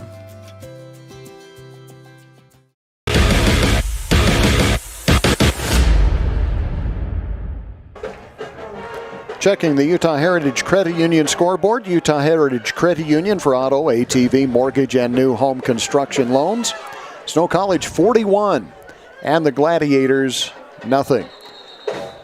This time the kickoff goes into the end zone and there is no return, so the Gladiators will start 1st and 10 at their own 25-yard line. I don't think, Jacob, I've ever seen a team not have better field position than the 25-yard line for an entire half. Yeah, it's just great special teams play by Snow College, and also just good kicks, good punts, and just all around great football from Snow here to be able to pin them that deep every drive. And it looks like Mercado is back in at quarterback, if I'm not mistaken. Henry Mercado, high snap, hands it off, and plays that take that long to develop are just not going to work against this Badger defense. Yeah, they seem to want to run a little bit of a counter there, maybe fake the defenders out, but just a great play by, who is that there? I am going to say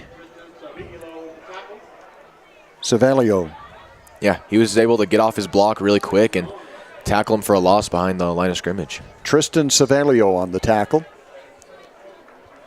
That's going to be a loss of 6, back to the 19-yard line. 2nd and 16.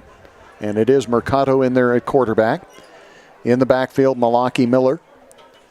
And now a man in motion. Handoff to Miller. Miller does not get back to the line of scrimmage. He's going to lose 2 yards. And I think that might be Cook. No, that's going to be Jacob Butters coming right up the middle, and we have another injured player on the field. Boy, hate to see that, but we're going to use this opportunity for a Central Valley Medical Center timeout. From orthopedics to pediatrics, you can trust CVMC. We'll be back after this. I thought there was only one way to do college. I knew I needed training to set me up for a great career, but I didn't have 4 years. Snow helped me discover that college doesn't have to be about sitting in classes, counting down the hours. They showed me a way to get the edge I needed, and fast. The best part was with their low-cost programs and tuition assistance, I didn't have to go into debt. I was able to earn my certificate and start working right away. Snow College. This is college.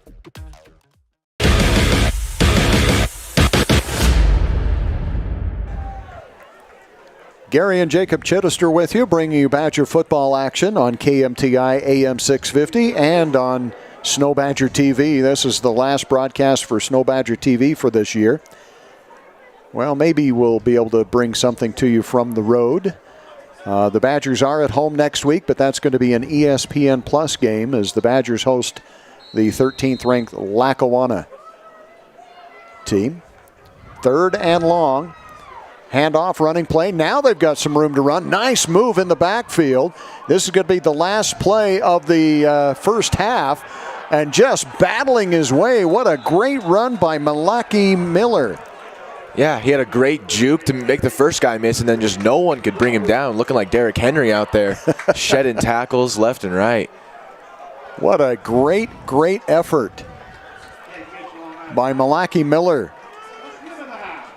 And again, yeah, just running through arm tackles and fighting his way, not giving up. What a great way to end the first half for the Gladiators as they are able to get into Badger territory as the time runs out here. Yeah, I mean, it's not going to help on the scoreboard, but, you know, a big play like that, maybe get a little momentum in the locker room, and then maybe come out in the second half, and they will receive the ball in the second half, and let's see if they can do something with it. All right. We're going to take this opportunity for timeout. We'll be back with the Snow College halftime show in just a moment. But before we go, we'll check that Utah Heritage Credit Union scoreboard. Utah Heritage Credit Union is your local credit union. They have offices in Moroni, Mount Pleasant. My favorite branch is the Ephraim branch, and Gunnison. Proud to support Snow College. We'll be back with the halftime show right after this. Hi, I'm Lizzie from the Food Nanny. I recently got a My Style checking account. It's the perfect blend of rewards and convenient benefits. I love that sound. And now My Style checking has new features like mobile phone protection, 24/7 telehealth, and my favorite, restaurant discounts. Get the only checking account you truly need and see what's new with My Style at macu.com. In the days of the mountain men, Cache Valley, Utah became a central gathering place for trappers and explorers. They named it Cache because it was there they would store their goods and come together to trade and connect. This spirit of community continues today at Cache Valley Bank with locations and services throughout Utah, including 3 branches right here in Sanpete County. They are Central Utah's financial outfitter. No matter your mountain, they want to see you reach the top. Cache Valley and Central Utah are rooted in grand expeditions. Let's keep that heritage alive together. Discover Cache Valley Bank. Mountains await. Member FDIC, Equal Housing Lender. At Central Valley Medical Center, we're committed to offering the best care. In your life's first moments. Through your life's biggest emergencies. In your everyday help. In those days that mean the most. Central Valley Medical Center will be there with you through each step and stage of life, bringing the best care because we care, closer to home. Wait, guys, you forgot your helmets! Hi, I'm Ben Pipes. I've been working in the emergency department with the trauma team for the past 9 years. In this geographical part of the western United States, we have the 4th highest traumatic brain injury hospitalization rate in the country for children. When riding off-road vehicles, please ensure that everybody is wearing a helmet and other safety gear. Ride an ATV that is appropriate for your age and skill set. Take a hands-on ATV safety course. Children between the ages of 8 and 16 or without a driver's license should be certified.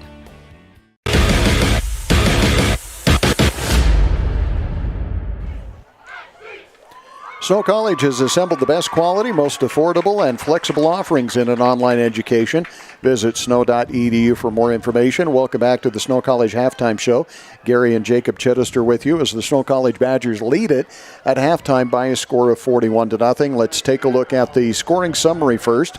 Badgers got on the board on their second possession of the game as they started at their own 39-yard line, picked up 4 of those Douglas Dentistry first downs on their way to a touchdown, which was culminated with an 11-yard touchdown pass from Donovan Smith to Tyreek Carter. Point after was good. The Badgers led it 7-0. That happened at 6:48 in the first quarter. Badgers get back on the board at 1:26 in the first quarter.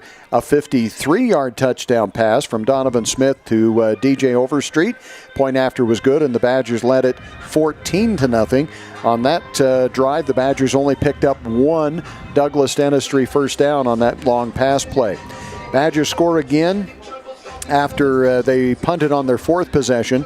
On their 5th possession, they get a 41-yard touchdown pass, Donovan Smith to Amir Magruder. And that happened at 6:50 in the second quarter. Point after failed, and the Badgers led it 20-0.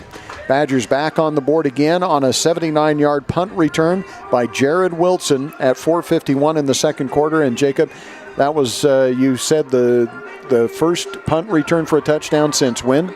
Since 2021 in September. So okay. 2 years. And that was Taylor Larson? Yeah, that was Taylor Larson, 72 yards. Okay. And the Badgers get their next touchdown on a 4-yard touchdown run by Spencer Lambert. So the Badgers 3 touchdown passes. 4. 3 touchdown passes, and then the run by Spencer Lambert. The point after was good for 34 yards. And then the 4th touchdown pass, as you just mentioned, was a 52-yard touchdown pass. Donovan Smith again to Tyreek Carter. So twice to Carter, he's found him in the end zone. This one a 52-yarder to make the score 41-0. So Badgers offensively have really been able to do pretty much most of what they wanted to do, except maybe the running game, but we had flashes of a good running game starting to come about with A.J. Tillman. Yeah, the run game was pretty weak here in the first quarter and halfway into the second, but then they brought A.J. Tillman back in, and he had that one run for 5 yards, and then he had broke a couple tackles for around 20, and then he, just a lot of good runs on that drive. Okay, so maybe the second half will probably, with this 41-0 lead, we'll probably start to see a little bit more of the Badgers trying to get that run game underway. Yeah, absolutely. All right, so we're going to take another time out here on the Snow College Halftime Show. Jacob's had a chance to take a look at some of the stats, and we'll have some analyzation from his point of view when we come back right after this. Snow College ranks among the nation's top 10% in student success. Turn on your education. Visit snow.edu. We'll be back after this. At MTCC, we're more than just internet people. We're the connecting your life people. For the past 115 years and counting, MTCC has been the local industry leader in connecting people and businesses by providing professional service with the best options in technology. If you need phone, TV, or internet service for your home or business, come see the experts at MTCC. Call or text us today at 435-835-2929. MTCC, connecting your life since 1907. Sanpete Steel in Moroni was founded in 1994 and is one of the major steel construction companies in the Intermountain West, specializing in structural steel fabrication and erection. Sanpete Steel's impressive portfolio includes the Hale Theater in Sandy and structures on the campuses of the University of Utah, BYU, and UVU.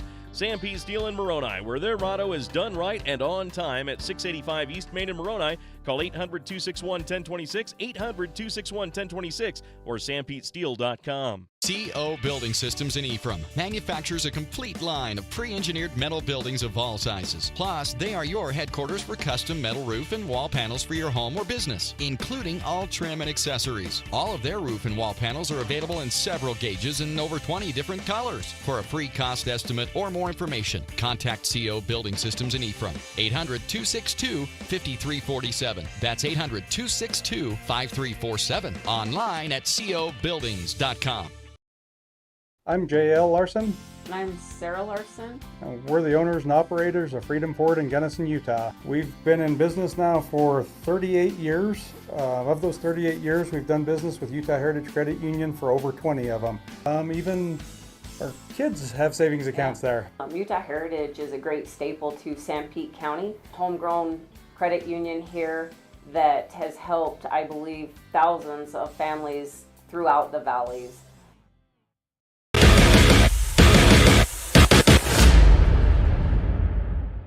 This school year. And welcome back once again to Terry Foote Stadium, Robert L. Stoddard Field on the Snow College campus in Ephraim, Utah. Gary and Jacob Chittister with you, bring you Badger football action as the Badgers are hosting the Gladiators of Pacific Northwest Christian Community or Christian College. Jacob, you've had a chance to take a look at the stats. What jumps out at you most here? Just the yardage here. It's just the Pacific Northwestern has 4 completions for 13 attempts for only 3 yards. He's been on a lot of check downs, but they just haven't been able to get anywhere. A couple swing passes to the running back, but Snow's defense has just been able to swallow those up really quick. And just Donovan Smith has been really accurate today, 10 for 15, 206 yards, and 4 passing touchdowns. So he's just been on point, and the running game, not too much from Snow here, 15 rushes and 41 yards, but they did show a little bit of signs there, and an average of 3 is still really good. But in the second half here, I think they're going to lean on the run game a little bit more. And obviously the punt return. They've had 4 punt returns for 101 yards. One of those carrying the load there, going for 79 and a touchdown. Okay. The bright spot, A.J. Tillman came in. Had 5 carries for 26 yards, average 5.2, and it seemed like they were just starting to get that going, but then they had a penalty, and then they went over the top with the pass plays to come up with the big touchdowns. But I agree with you. I think coming up in the second half, you're probably going to see the Badgers try to establish that run a little bit more. They've got some tough games coming up, and they're going to need to have that run game on point. The Badger defense, you mentioned that, the 17 carries for 7 yards for the Gladiators, and really they got how many, 20 some odd yards on that last carry? 31 yards by Malaki Miller. So you take away that 31 yards, they're negative yards overall for the entire first half. Yeah, and that's just, you don't see that often. That is some great defense there. You know, they've, with only 1 turnover still, but they've just been getting them to 4th down and forcing them to punt it. Yeah, only the 1 turnover, and that's pretty impressive. Probably one of the biggest hits of the game was Tiloi Nawahine, who came up and made one of those tackles for loss after the pass play, which was huge. Yeah, because they've been hitting that swing pass. Running back, just give him a little swing, and they've been hitting him with it, but just he hasn't been able to get back to the line of scrimmage or gain anything with it, because these Snow linebackers, safeties, and DBs, they're able to get off their blocks and just get downfield and make a big hit. So taking a look at the average yards per catch, the Badgers are, over 20 yards? Because we've got a total of 206 reception yards. Donovan has only completed 10 passes. So 20 yards a reception. That's impressive. Yeah, it really is. At first, it was just that one 19 or 17-yard touchdown, but then he had one for 50 and another one for around 40, and he's just been slinging it deep and completing them. So that's a good sign for the Badgers, and Donovan Smith able to connect on 4 different receivers for touchdowns. Again, it was Tyreek Carter got the first reception, DJ Overstreet the second, Amir Magruder the third, and then Smith coming back to Carter again on that fourth and last touchdown of the first half. Yeah, Tyreek Carter has 2 receptions, 63 yards, and 2 touchdowns.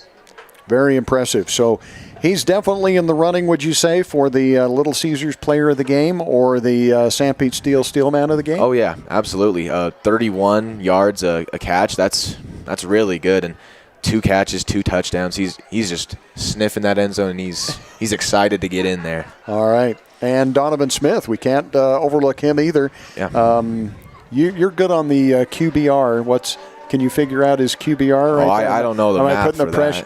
I thought you knew the math for that. I don't know. It should be. Do you cheat? Do you get that in an app or something I've used a calculator, but okay. Well, you got your phone. 10 for 15, 206, 4 touchdowns. Do you want me to give you time to work this out, or are you going to give it to me off the top of your head? I think I could figure it out. His completion's around what? That would be 66. 66 completion rate, 206 and 4 touchdowns and no picks. It's in the hundreds for sure.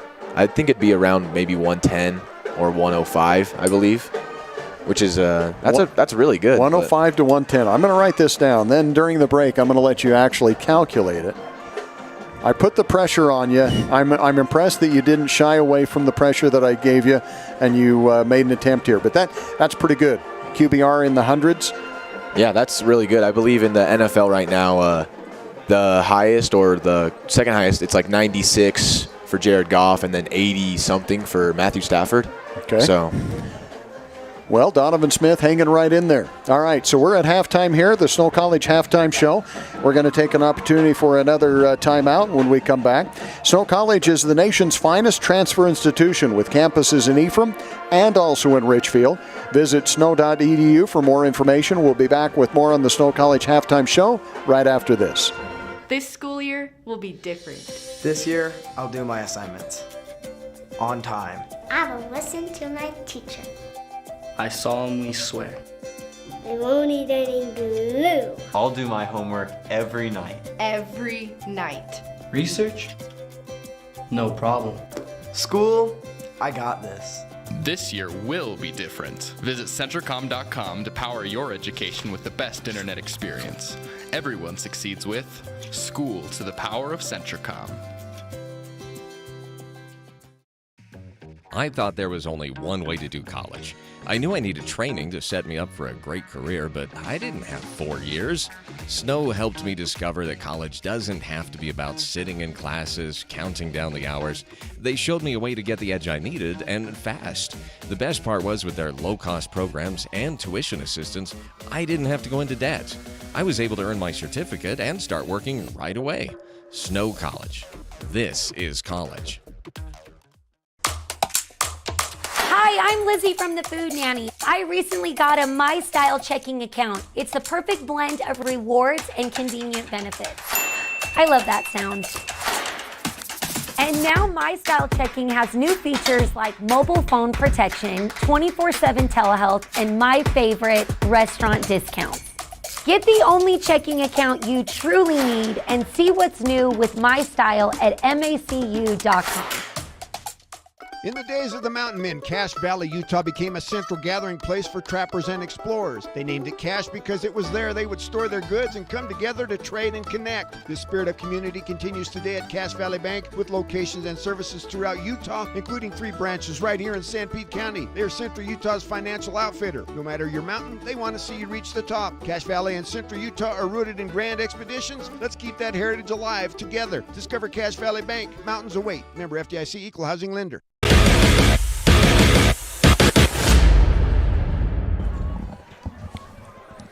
Welcome back to the Snow College Halftime Show. Snow College ranks among the nation's top 10% in student success. You can turn on your education and visit snow.edu. Before we get to the QBR, which Jacob figured out here, we're going to take a look at some of the other scores in the NJCAA. Iowa Western leads Butler with 6.5 minutes remaining in the fourth quarter, 28-14. So it looks like Iowa Western will remain number 2 in the nation. Jones College defeated Southwest Mississippi 27-21. New Mexico Military over Northeast Oklahoma A&M 28-16. The upset, Kilgore knocked off Trinity Valley 37-17. So the Badgers have a chance to move up in that NJCAA poll for next week. Monroe College defeated the Apprentice School 28-21. It was Georgia Military over Gordon State College 32-6. It was East Mississippi over Northeast Mississippi 38-31. Another upset, Dodge City knocked off Iowa Central 34-30. Hutchinson remains undefeated and number 1 in the nation as they defeat Garden City 27-18. Tyler defeated Cisco 38-28, and it was Independence over Ellsworth by a score of 55-0. Here, as we check the Utah Heritage Credit Union scoreboard, Snow College 41 and Pacific Northwest Christian College is 0. So, Jacob, you actually used the calculator, and you did a good job here because you estimated low. Better to estimate low, but an outstanding QBR here for Donovan Smith. Yeah, I'll just apologize first and foremost for underestimating his stats here because he got a QBR of 149.3. And just for reference, a perfect QBR is 156.3. So he's just right up there, almost a perfect game in QBR-wise. But that's really impressive. I guess I was underestimating the touchdowns and the completion rate there. But, yeah, great game from him. He's been really on point, and I'd like to see if he could hit that prestigious 156 QBR. But how much do you think he's going to be playing here in the second half? Because you've got a 41-0 lead, and you brought up the point. Yeah. The score is the same. Yeah, a little bit of deja vu. This is the exact same halftime score as last week against the Eagles. Exactly same score, 41-0. But yeah, if I'm the Snow College coach here, I'm maybe pulling some of my guys. It's 41-0. You're late in the season. You don't want people to get hurt, And I believe the Gladiators already have a couple injuries, so you don't want to catch the injury bug and get some of your starters getting hurt. Right. Next week, the Badgers host Lackawanna. Lackawanna ranked 13th in the nation. You've got to pick up that win. In fact, the Badgers are setting themselves up in pretty good position here. If they can win out and then, again, get a little bit of help ahead of them, they could find themselves at number 3 or 4 and find themselves in that playoff. Yeah, absolutely. Beating Lackawanna would help them, maybe bump them up a little bit, and losses from Trinity Valley, that's going to help since they lost today, and they can really find a good spot in the playoffs here. They gotta win out, and then hopefully some of the teams above them take a loss.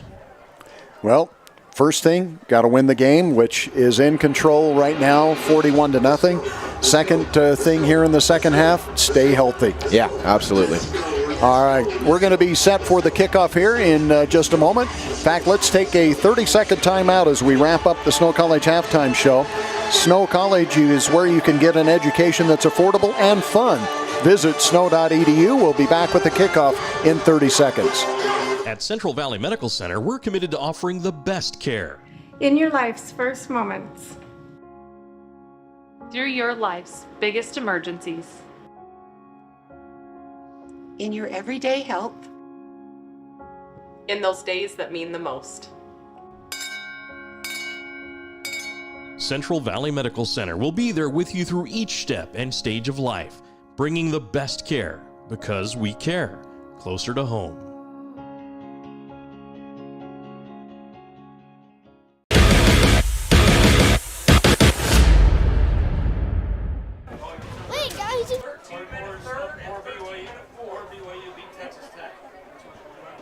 Utah's more important. Welcome back to Snow College. Gary Chedester and Jacob Chedester with you. I just checked my phone for some great news. Utah defeats USC 28-14. Utah really seems to have their number. Okay. So we're going with 13-minute quarters here in the second half. What a great win for Utah. Yeah, absolutely. Even without Cam Rising, they're able to take that win. Without Cam Rising, without Keithy at tight end. They've had the injury bug this year, too. Oh, yeah. End-over-end kick is going to be taken inside the 10-yard line. Breaking a tackle, trying to bounce to the outside. Not much there, but out to the 29-yard line. And that, my friends, will be the best field position for the Gladiators. Yeah. Before this, it was the 25-yard line, which I believe they had a couple times. They had a couple kickoffs that they let bounce into the end zone. But 29-yard line here, that's going to help them out. And after that big run at the end of the second half, hopefully they can get some momentum here and maybe find the end zone. Well, coming back in at quarterback is going to be Henry Mercado. And also back there with him is Malaki Miller, who had the best play from scrimmage. And they're going to give it to him on the very first play here of the second half. He's out over the 30-yard line to near the 31. And he comes up limping. Boy, that's not good. He had such a great run to end that first half. And on the first carry here, he is not putting any weight on that left ankle at all as he hobbles all the way off the field. Boy, that's just hard to take when you know your best player has to hop off the field like that. Yeah, hopefully it's nothing too serious and he can get that fixed up. Play action. Mercado rolls out to the right, throws, got a man out there. That's going to be short of the first down, but again, positive yards. Yeah, a great pass. The D lineman was trying to chase him down, but QBs are usually faster than D linemen, so he's able to sling that one on the run and get just short of the sticks. And in all fairness, I mean, if Trey Swanigan is chasing you like he was there, I'm throwing that ball, and I'm faster. I'm fast. If you've seen me run scared, it's get a little motivation to speed it up. Swanigan came from the far side of the field there and chased. A great effort there. 3rd and 1 here, so 3rd and short for the Gladiators. Mercado back to pass, going to pass to the running back out of the flats, off his face mask and incomplete. I don't know that he would have picked up the first down anyway. The Badgers were coming hard. Yeah, yet another one of those swing passes that they've been hitting all game, but there he wasn't able to catch it. But a couple defenders in the area, he would have had to make a good move or reach that ball out to get the first. But Gladiators going to go for it on 4th, and they get it. Boy, what an effort that time by the quarterback Mercado, because he was hit way short of, and actually it wasn't Mercado. Number 18 who came in and ran that, E.J. Hawkins. Yeah, looking like getting a little bit of a brotherly shove there to try and get that first, looking like the Eagles. And now Mercado back in after they pick up the first down. First down on their first drive here in the second half. Trying to get to the outside, and on the carry is going to be James Sherman. They're looking a lot better right on this drive already, better than the second half. They already got a first down, and they're going to have much better field position on this second down than they have been. Most of their second downs have been behind the sticks even, because they've been penalties, TFL, sacks. So making it second and short or second and medium is going to be really helpful here for them. Mercado with a single man in the backfield. Play action. Quick pass out in the flats is going to be caught again. And a good gain. It's going to be short of the first down. But, whoa, generous spot as they keep moving up the field, and I think they're going to give it to him. Wow. Right at midfield. That is a very generous spot. Oh, yeah, he caught that right around the 50, and then he got pushed backwards. So that's a good call by the ref there. So a first down right at midfield for the Gladiators. That's 2 first downs on this drive compared to their 3 in the whole first half. Wow. So that run really helped with that momentum, and they're really looking for the end zone here. Trip split wide to the left. Mercado. Play action once again. This time he keeps it and tries to get to the right side, but is going to be tackled for a loss of 3. Yeah, that was just the O-line there couldn't hold, and the defense just was able to get 2-3 guys in the backfield, and he wasn't able to roll out and complete passes like he was.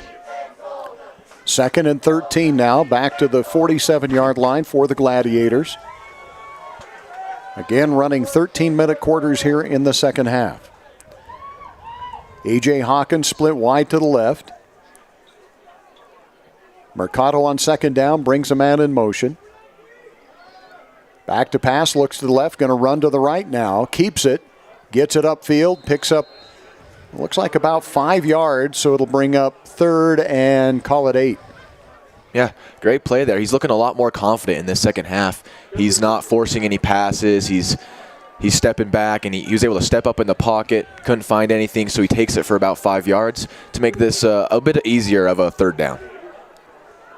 Tuitama comes out for the Badgers defensively. Looks like the Badgers might go with 3 down linemen here on third and long. On the near side, on the right defensive end, is Trey Swanigan. And he is split way wide. And he's going to come on a rush. Ooh. And Mercado just gets rid of it early. And over the head of the intended receiver, incomplete. Yeah, he had that wide receiver open. It looked like a little bit of zone coverage from the Badgers there. And he was just right in between the corner and the safety, but just a little bit too high of a pass, and it goes out of bounds. Well, have the Gladiators been able to flip the field here as they started at the in their own territory, but they get it into Badger territory, and now they're forced to punt. This could be their chance to pin the Badgers deep and maybe do something on defense. Badgers with 10 men right on the line of scrimmage here. Looks like they're going to come with everybody once again. And they do right up the middle. Ooh. Did he get a hand on it? No. Not a very good kick, but it's going to be a penalty running into the kicker. Boy, as short as that kick was, I'm surprised the Badgers didn't get a hand on it. Let's watch this replay here. Yeah, it was officials right there. It was almost blocked, and it just went straight up. How did he miss it? I do not know. He was right in front of the kicker. But it's going to be a personal foul. So that's going to give the Gladiators a first down and their deepest penetration into Badger territory now. They have now tied their first downs on this drive as the entire first half. And they have it at the 33-yard line, 1st and 10.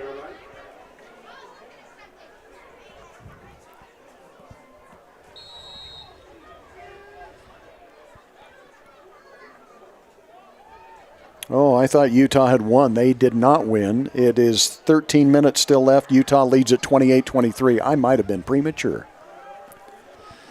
1st and 10 for the Gladiators. Play action. Mercado rolls out to the right, keeps it, and gets back to the line of scrimmage, and that is all.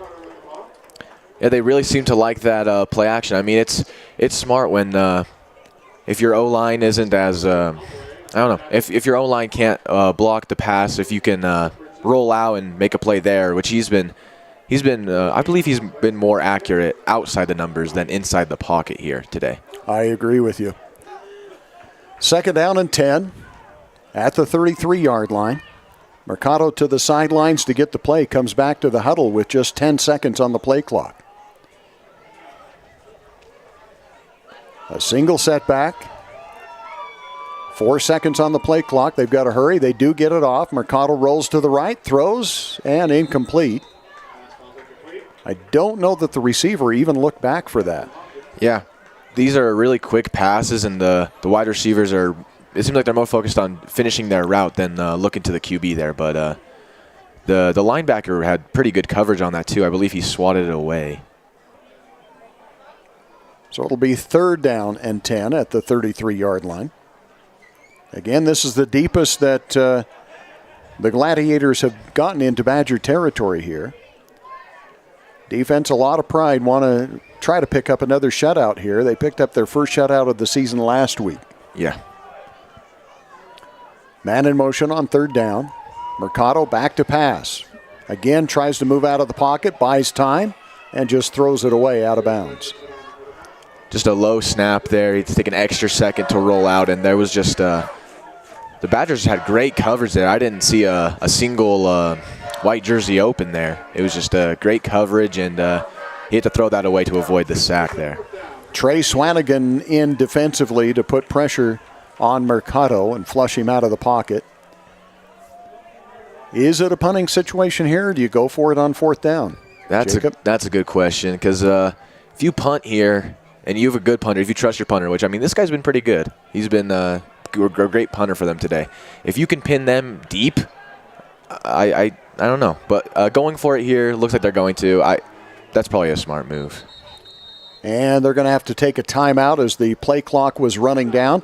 We'll take a timeout as well. This is a Central Valley Medical Center timeout. From orthopedics to pediatrics, you can trust CVMC. We'll be back in 30 seconds. Wait, guys, you forgot your helmets. Hi, I'm Ben Pipes. I've been working in the emergency department with the trauma team for the past 9 years. In this geographical part of the western United States, we have the 4th highest traumatic brain injury hospitalization rate in the country for children. When riding off-road vehicles, please ensure that everybody is wearing a helmet and other safety gear. Ride an ATV that is appropriate for your age and skill set. Take a hands-on ATV safety course. Children between the ages of 8 and 16 or without a driver's license should be certified.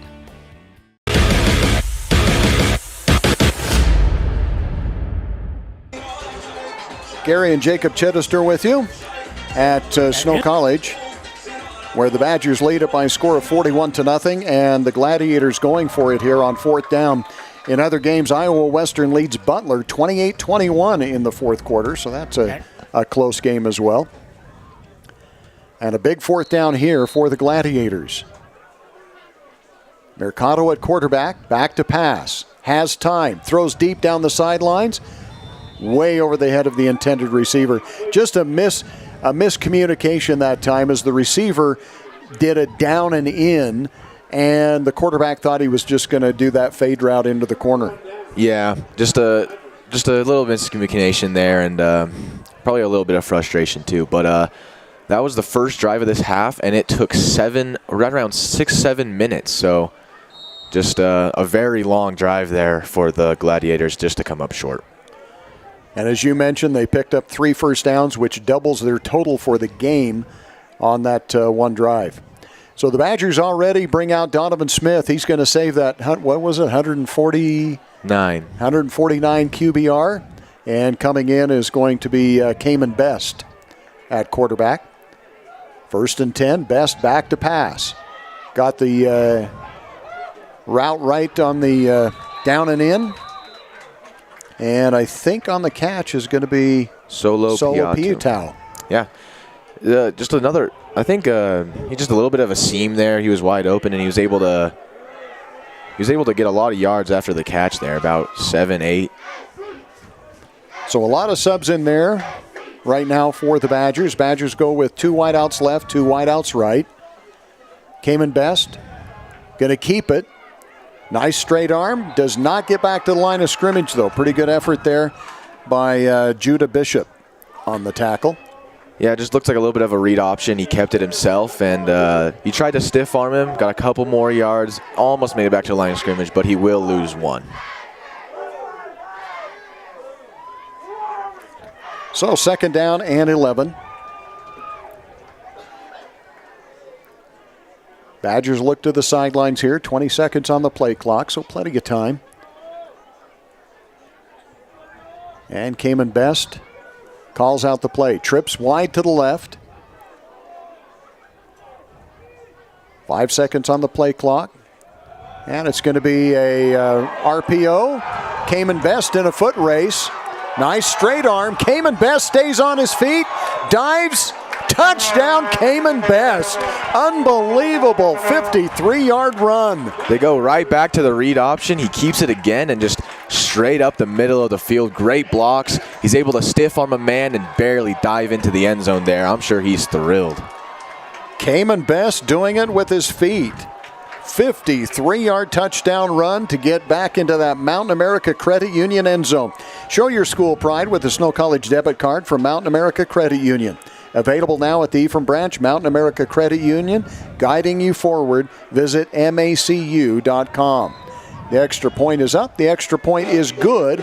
And the Badgers lead it 48-0. We'll be back with the kickoff in 30 seconds. At MTCC, we're more than just internet people. We're the connecting your life people. For the past 115 years and counting, MTCC has been the local industry leader in connecting people and businesses by providing professional service with the best options in technology. If you need phone, TV, or internet service for your home or business, come see the experts at MTCC. Call or text us today at 435-835-2929. MTCC, connecting your life since 1907.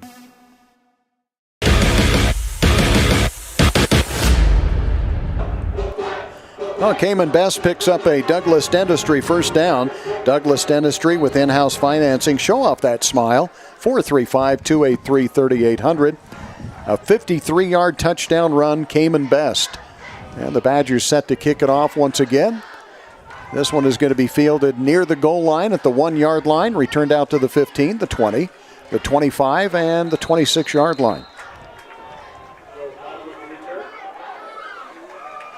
Well, the Badgers able to pick up a lot of yardage on just one play, Jacob. Yeah, the QB, he had the read option on that first down, and then it failed. And then he goes straight back to it, keeps it again, but he's able to house it that time. 56 yards for a QB run. That man can move.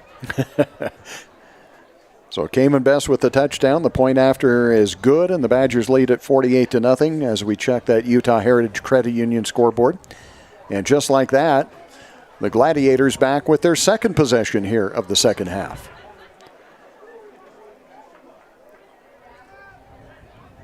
Mercado sends a man in motion, now brings him back, setting up that jet sweep. Instead, hands it off. And a straight arm, still not going to get back to the line of scrimmage. That's a loss back to the 24-yard line. James Sherman on the carry. Yeah, had two good stiff arms, but it just wasn't enough to get back to the line of scrimmage. But great effort, just not enough to make it back. On the tackle that time, I believe it was Samson Peaua. Well, no, he's the tight end. That wouldn't have been him. I'm trying to see. I thought it was 25, but that's Samson Peaua. It wouldn't have been him. We'll have to check that. Badgers are getting a lot of different players in on defense, which is good. 4:23 remaining, and it looks like the Gladiators going to take a timeout. We're going to take a timeout as well. A Central Valley Medical Center timeout. From orthopedics to pediatrics, trust CVMC. We'll be back in 30 seconds.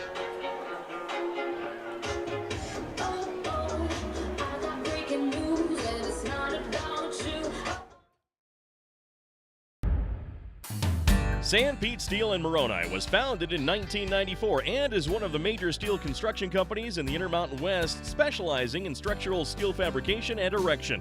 Sanpete Steel's impressive portfolio includes the Hale Theater in Sandy and structures on the campuses of the University of Utah, BYU, and UVU. Sanpete Steel in Moroni, where their motto is done right and on time, at 685 East Main in Moroni. Call 800-261-1026, 800-261-1026, or sanpetesteel.com. Second down and 14. Gladiators with the ball inside their own 25.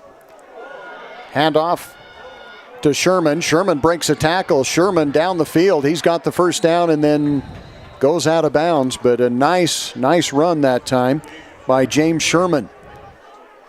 So against the second team defense here, the Gladiators showing that they can run the ball. Yeah, I mean, it's been a hit or miss. You know, they're either getting TFL'd. They haven't gotten too many right in the middle. They have big run and then they have short run. That'll help the stats right there. And Sherman still in the backfield with Mercado on 1st and 10 from the 46-yard line. Empty backfield now as Mercado goes in motion. That ball is hit right at the line of scrimmage on the pass play. Ulisoni Angelau with the pass block. They've been doing a lot of these quick passes, and a lot of times these the Snow defense is like almost got there, but he finally swatted one away, and that's just going to drop it incomplete. That'll bring up 2nd and 10. Angelau is going to be playing that right defensive end position. Next to him is Siaki Lesa from Provo, Utah. So getting some new players in there for the Badgers. Defense trying to still hold on to that shutout. 2nd and 10, Matt in motion. They fake the jet sweep, hand off once again to Sherman. Sherman back to the line of scrimmage, and that is all. Who's on that tackle? Is that Tristan Savelio? No, he wouldn't be out there right now. I think that might be Angelau again. No, I'm going to change that. I think it's Solomone Langi. Actually, I can see the numbers better on the TV screen than I can looking out the window. Same here. Okay, so it's not just an old guy eyes thing? No. Okay, that makes me feel a little bit better. I'm glad. Because you're just a young buck. 3rd and long. Quick pass again on the slant route, incomplete. In and out of the hands of the intended receiver, and that's going to bring up a punt situation. So the Gladiators have been able to get into Badger territory on their first possession. They get near midfield on their second possession, but then the defense stiffens up and forces a punt. Yeah, the coverage here has been really good from Snow. Not too many completed passes, and most of the completed passes have been for very short yardage. So we do have the punter back in here. He was injured on the last punt that he did. And he gets this one away. Kind of a low driving kick. It's going to be fielded by Overstreet. Overstreet to the 20, the 25, the 30, 35. This is a foot race. And Overstreet driven out of bounds at the 40-yard line. Nice return by DJ Overstreet. He's got some wheels. He really does. He caught it right around the 19-ish, and he made 2 guys miss, and then the rest was just great blocking. The 15, he caught it at the 15, and then he made a guy miss, and then there was just a lot of really great blocking. He followed his blockers well, and he was able to flip field position for the Badgers. So the Badgers are going to take over 1st and 10 at the 37-yard line of the Gladiators. Cayman Best still at quarterback for Snow College. Hand off to Lambert. Lambert has a hole on the left side, bounces it to the outside, retreats, and then turns it back upfield again. He's going to be close to the first down. That was a great run. He hit the outside. He bounced back. I was a little scared for a second, but he was able to fight his way up right on the sideline all the way for just short of a first down. Great straight arm by Lambert. It's going to be just short of the first down. A gain of 9. It'll be 2nd and 1. 2 wide out, split wide to the right. Cayman Best hands it off to Lambert again. Lambert tries to turn it upfield. I think he's got the first down, but a pretty good defensive effort that time. Hunter Handy on the tackle. But that is enough for the first down, so the Badgers move the sticks. Cayman Best getting some good time here in the second half against the Gladiators. Hand off to Lambert again. Lambert finds a hole. Lambert stays on his feet, bounces at the outside. Touchdown, Spencer Lambert. Wow. What a nice run by Spencer Lambert. 27 yards. That was a great run and a lot of great blocking. And just looked like a whole alleyway opened up in the middle of the field. He's able to follow it, and then he broke a tackle, bounced to the left, and his wide receiver blocked the final guy for him, and he was able to walk into the end zone. Extra point coming up. Spencer Lambert gets into that Mountain America Credit Union end zone for yet another Badger score. Snap is down, the kick is up, a low line drive kick, but it gets through, and the Badgers lead it now 55-0. And we'll take this opportunity for a timeout as we check that Utah Heritage Credit Union scoreboard.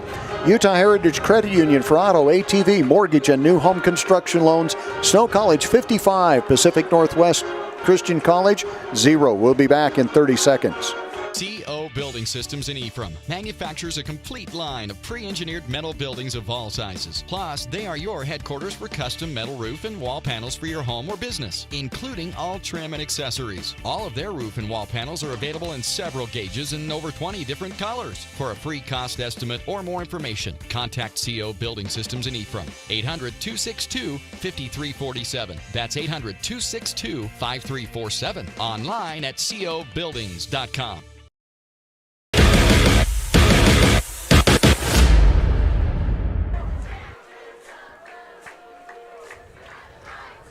Welcome back for the kickoff. Gary Chittister and Jacob Chittister with you.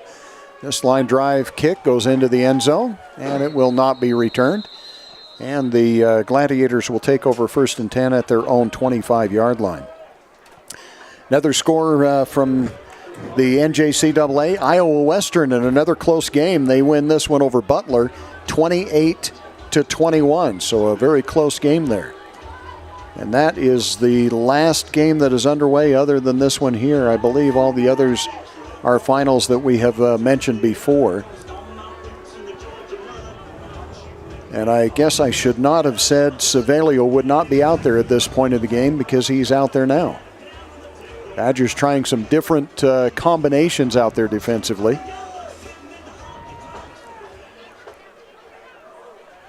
Tristan Savelio on the left side of the defensive end over there.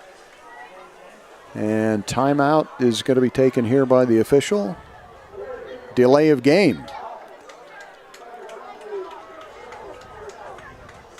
And do we have a new quarterback back in there again?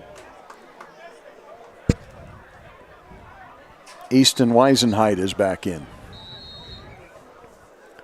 We don't have locations of where their hometown and previous school is for the Gladiators, but I did talk with one of their coaches. And a lot of these players are from Washington. Of course, the only JC football program in the state of Washington. Snap is dropped. Eventually handed off and going to be a gain of, well, got the 5 yards that they lost on the penalty back again. Yeah, a low snap, but Easton was able to grab it and hand it off to the running back, and the running back sheds off a tackle in the backfield, and he's able to fight for 5 yards and get him back to where they should have been if there was no penalty. I think that's Dante Blackwell who's the running back now in the backfield. And as you mentioned, get the 5 yards back that they lost on the penalty. It'll be 2nd and 10. And that is Easton Weisenheit at quarterback, who checks back in. Well, didn't check back in. He went to the sidelines, picked up the play, now comes to the side, back into the huddle. Sherman in the backfield with Weisenheit now. Back to pass is Weisenheit. Throws down the right sideline. Incomplete. High over the intended receiver.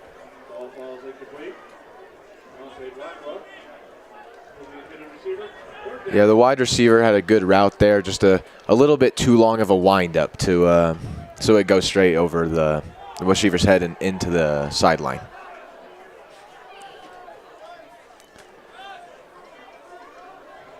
So a big 3rd down here, 3rd and 10. And this could be the last play here, depending on what the play is, of the 3rd quarter. Weisenheit, long snap count.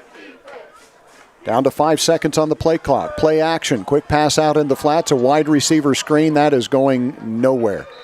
Way short of the 1st down. In fact, maybe only a gain of a yard. Maybe 2. Yeah, the DBs were just able to get off their blocks really quick and just swallow him up, and that'll end the 3rd quarter.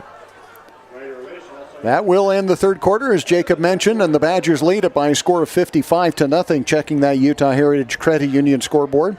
We'll use this opportunity for a Central Valley Medical Center timeout. From orthopedics to pediatrics, trust CVMC. We'll be back with the start of the 4th quarter right after this 30-second timeout. I'm J.L. Larson. And I'm Sarah Larson.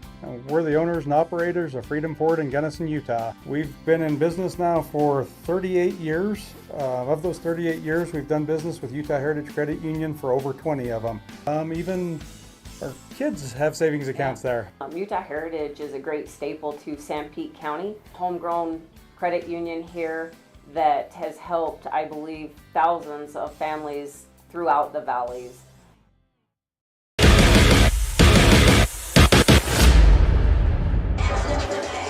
We're getting set to start the fourth and final quarter here at Terry Foote Stadium, Robert L. Stoddard Field, on the campus of Snow College in Ephraim, Utah. Gary and Jacob Chittister with you, bringing you tonight's action. Greg Sterner using the time off to do a little family vacation. We'll start our one-day family vacation tomorrow, I guess. Thanks to Drayson Ball bringing us the third quarter statistics. Jacob, I'll give you a chance to take a look at those, and then we'll talk about those in just a moment. Punting situation here for the Gladiators on 4th and 10. Jared Wilson back deep to receive. The Badgers coming with 10 players. They do get the kick away. Not a very good kick, but it does take a very good Pacific Northwest bounce, but then Jared Wilson picks it up and then driven out of bounds near the 40-yard line. No flags on the play. It looked like there was a little contact on the kicker, but no flag.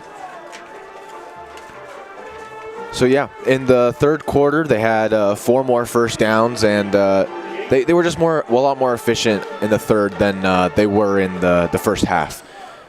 They rushed it better. They had a better average of rushing yards. They had 16 passing yards, which is better than their 3 in the first half. Pacific Northwestern just moved the ball a lot more this in the third quarter. Just they weren't able to get it into the end zone.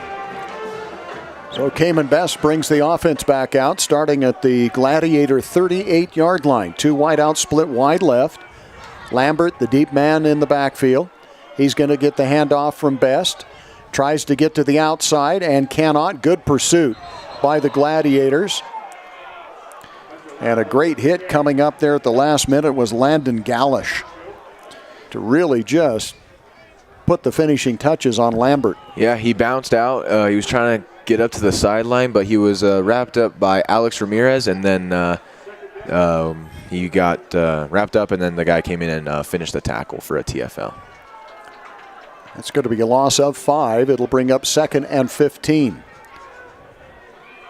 Lambert to the right side of Cayman Best. Best back to pass. Looks over the middle. Got a crossing route. Pass is going to be caught. And trying to get upfield is Russell Wilkerson. Now the whole pile jumps in there. The pile keeps moving, but they finally blow the whistle. He's going to get the 5 yards they lost on the previous play and pick up 1 extra for good measure. It's going to bring up 3rd and 9. Yeah, the Pacific is like they're playing a little bit deeper in coverage, so he had the underneath. He picked it up, and he fought for a couple more yards after the catch. Ian Newsom on the tackle. 3rd and 9, trips wide to the right. Cayman Best with Lambert in the backfield to his right.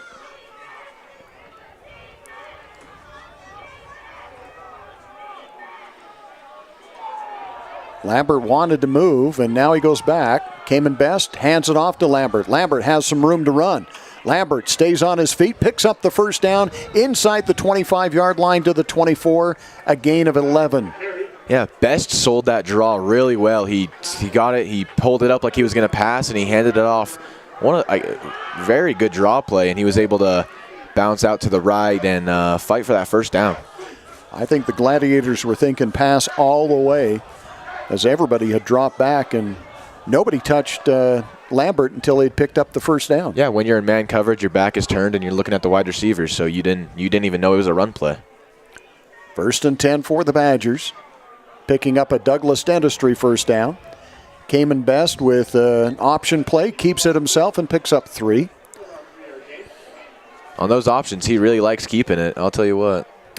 Douglas Dentistry with in-house financing. Show off that smile. 435-283-3800. Bring up 2nd and 8. Well, you got to hand it to D-Bob Bailey with 10 minutes to go in the fourth quarter, leading 55-0. He's still working on keeping that Snow College crowd fired up. 2nd down and 8. 2 wideouts left, 1 wide out right. Tight end comes in motion.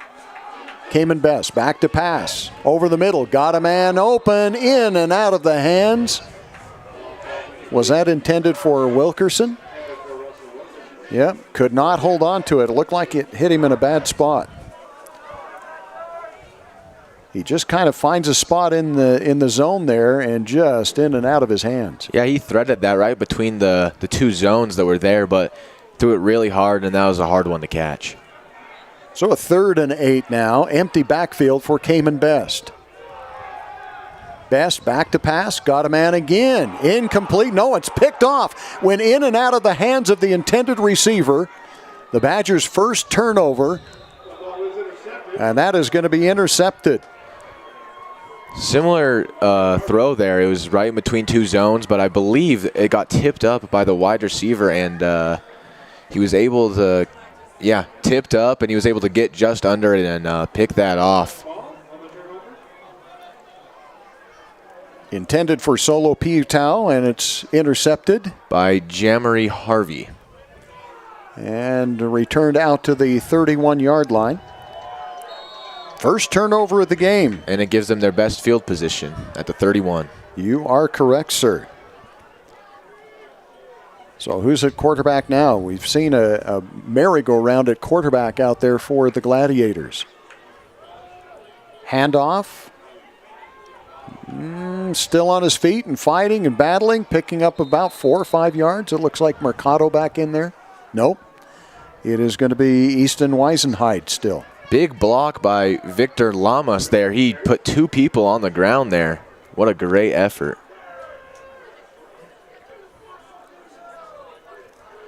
So a gain of 5. It'll be 2nd and 5. And Weisenheid is at quarterback.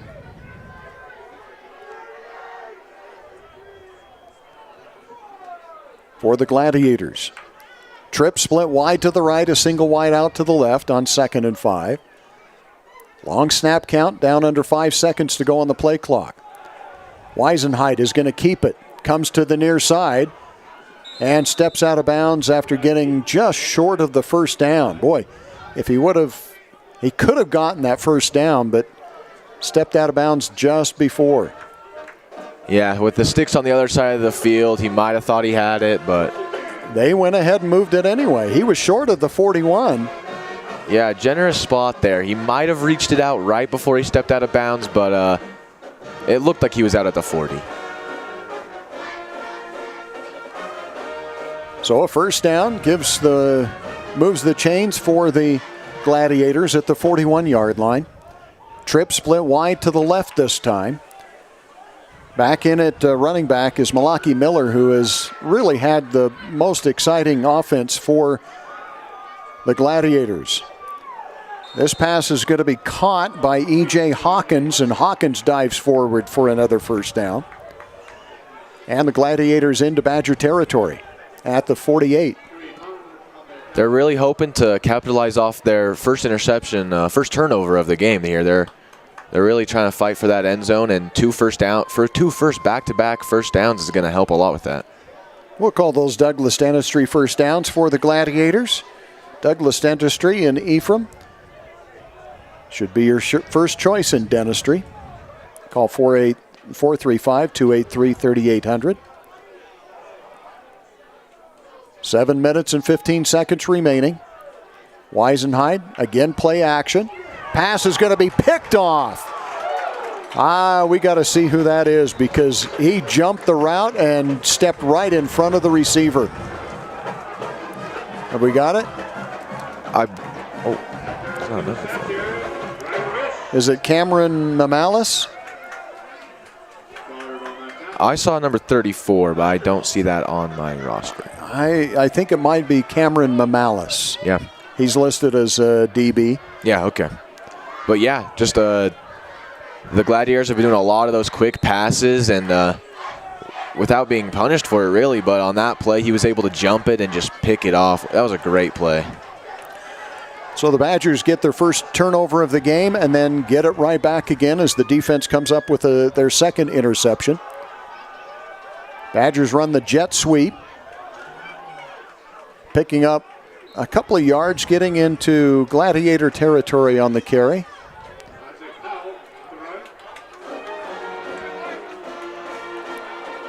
They say Isaac Howell on the carry for the Badgers.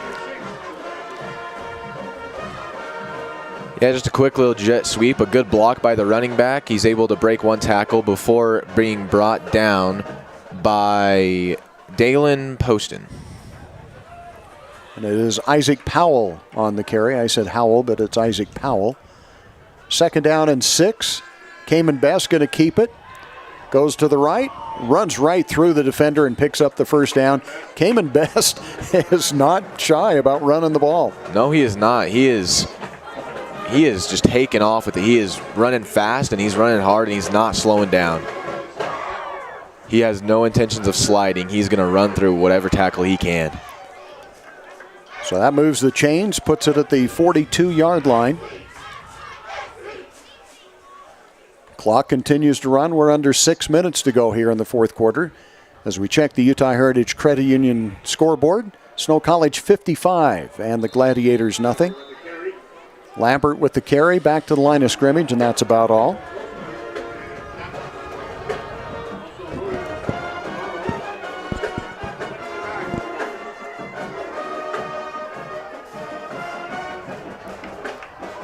And again, the Badgers more concerned with the clock running out here and taking plenty of time off before they run this play. 20 seconds on the play clock. Trip split wide to the left, a single wide out wide to the right. Play action to Lambert, pass out to Wilkerson. Wilkerson turns it upfield, stays on his feet, breaks a tackle, retreats, tries to get to the outside, and picks up maybe about 4. A lot of excitement for a 4-yard gain. Yeah, he looked thrilled for that one. Wilkerson will now go in the slot to the right on 3rd and 5.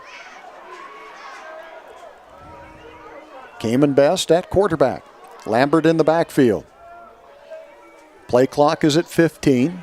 Game clock at 4:30.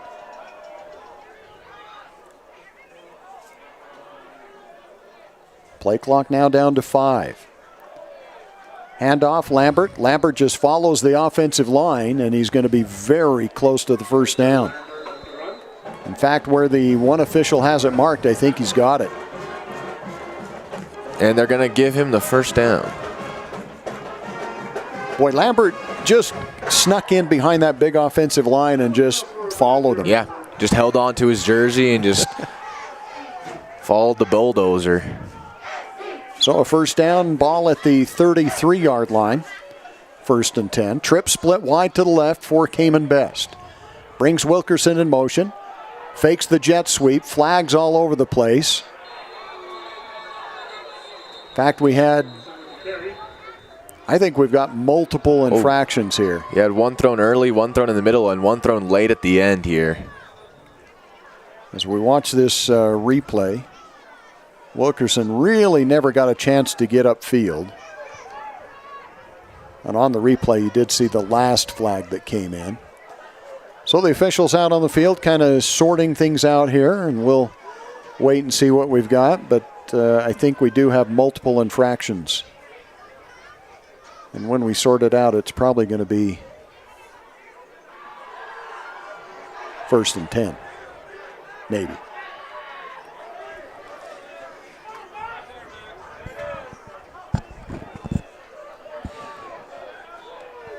Now we've got the official coming out to signal what the call is here.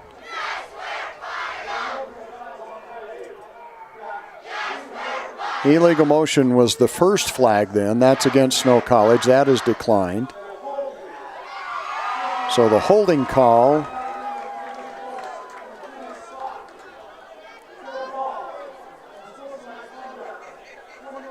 Whoa, okay.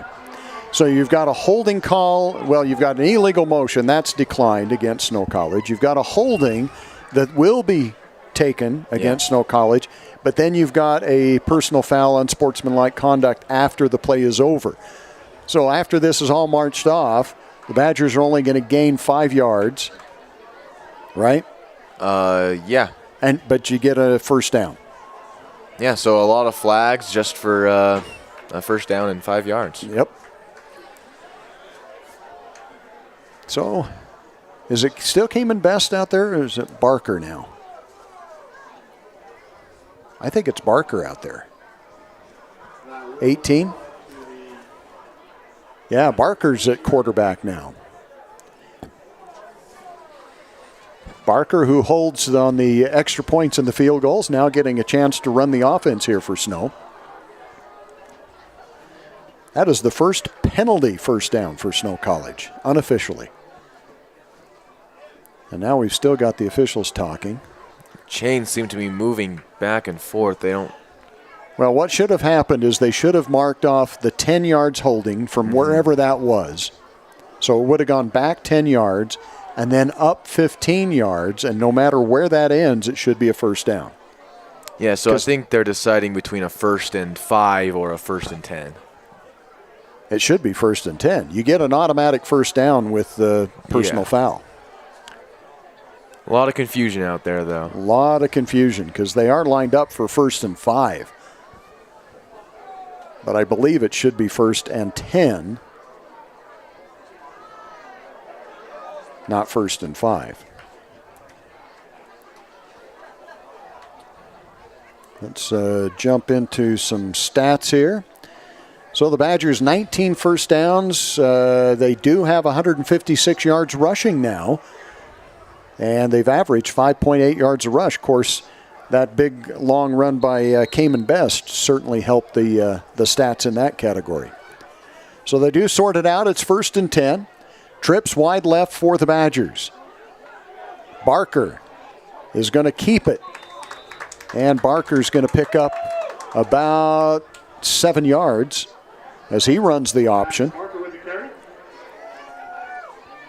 That moves it down to the 21-yard line. It'll be 2nd down and 3. Yeah, he keeps the read option. He's able to spin off one tackle, and then he gets tackled right around the 20 for right around the 22 for a 7-yard gain. 3 minutes, and the clock continues to run here in the fourth quarter. Badgers with the lead in hand here, 55-0. Lambert goes in motion. Barker drops back, quarterback draw, and he's going to pick up the first down. These backup QBs sure love running it. I'll tell you what. I didn't think Cayman Best was a runner, but he proved me wrong on that 53-yard run. Yeah, now he picks up a first down by himself. Barker definitely a little bit more of a runner. Barker hands it off. Lambert, huge hole. Lambert, nice move. Lambert close to the end zone. He gets inside the 1-yard line, picks up another Douglas Dentistry first down. Douglas Dentistry with in-house financing. Show off that smile, 283-3800. Yeah, just a great run, and even more just great blocking by the O-line. He's able to get in, shed a tackle, and he finally got tackled, but that defender paid for it. He got hit pretty hard at the end there, but he still brought him down right on the 3 or 2 yard line. Badgers with a very unusual formation here, an empty backfield. They've got the running backs on the wings, and the Badgers are not going to score. They're going to take a knee. So they're actually going to lose 2 yards on that, but they're not looking to put up any extra points on this. They'll take a knee 2 more times, and that's where we're going to end here. It looks like 55-0, Snow College. Yeah, scoring here, it's really just salt in the wound and stat padding. They don't need to do it. They can just sit here, take a knee, and go home with a win and not risk any injuries.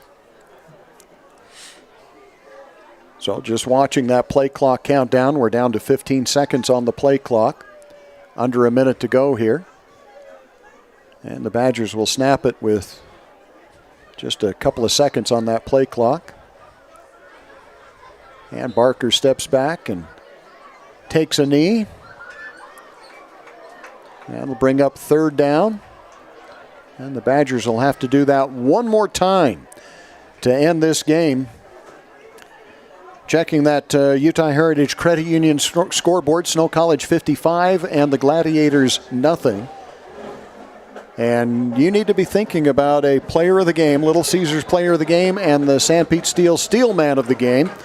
we're going to take an opportunity for another timeout here, a Central Valley Medical Center timeout. Another word from a few of our sponsors. I'm going to give you some time to think about that. When we come back, we will have the St. Pete Steel Steelman of the game. St. Pete Steel, done right and on time, supporting Snow College's tradition of excellence. And the Little Caesars Player of the Game for Fresh Pizza Fast, from classic hot and ready to deep, deep dish hula Hawaiian. Make a pit stop at Little Caesars. We'll be back with the post-game show right after this 2-minute timeout. This school year will be different. This year, I'll do my assignments. On time. I will listen to my teacher. I solemnly swear.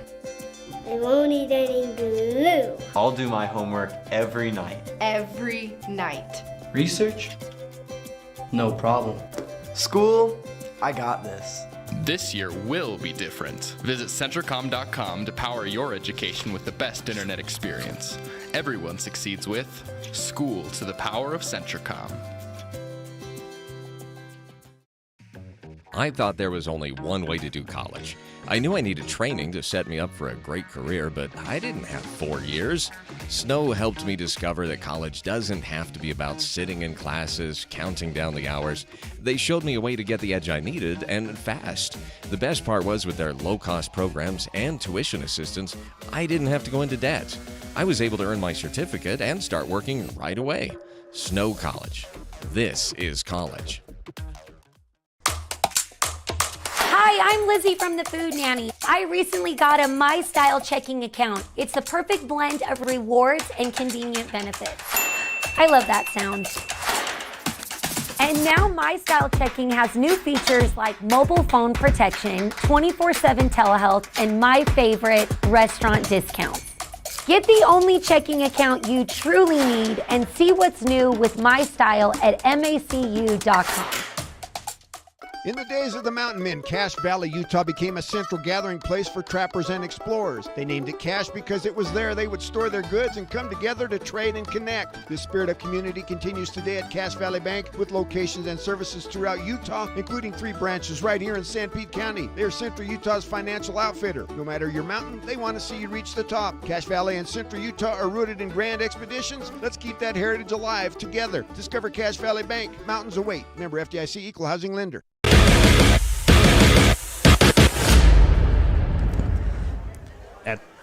Welcome back once again to Snow College on the campus of Snow College in Ephraim, Utah. Gary and Jacob Chittister with you, bringing you the action. Next week, the Badgers will be at home against the number 13 team in the nation, Lackawanna, the Falcons of Lackawanna, and then the Badgers go on the road to Garden City, Kansas, and finish up the season in New York against Monroe. But the Badgers do pick up a big win here, 55-0, and really everything that you wanted to have happen. You controlled the game in the first half. You came out in the second half. Donovan Smith was done. A.J. Tillman was done, but Spencer Lambert came in, had a good second half.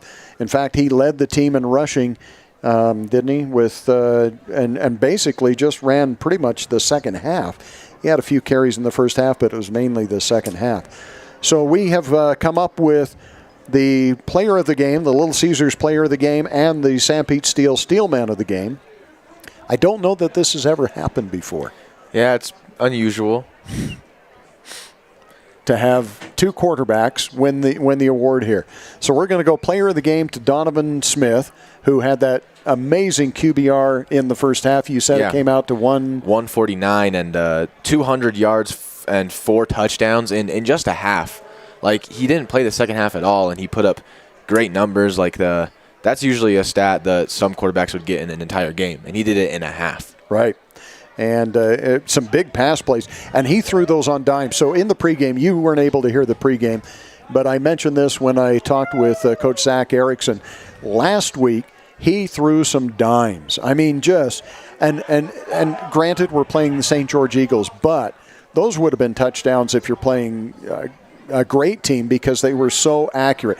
Caught the receivers in stride, and then he comes out and does the same thing again this week. Yeah, even his five incomplete passes, they were on the money still. It's just like either the wide receiver dropped it or just a little too far, but just a great game, very accurate. So our Little Caesars player of the game is Donovan Smith, and he'll receive a gift certificate from Little Caesars in Ephraim and also in Gunnison. And like I said, I don't know that I've ever had this happen, but we're going to give the Steel Man of the game to Cayman Best, who comes in as the second-string quarterback. Did throw an interception, but on, the first possession of the second half, he takes it 53 yards on an option and ends up scoring to make it 48-0. So a great play there for Cayman Best. A tough, gritty play changes the momentum of the game. I don't know that it really changed the momentum of the game because the Badgers were up already 41-0.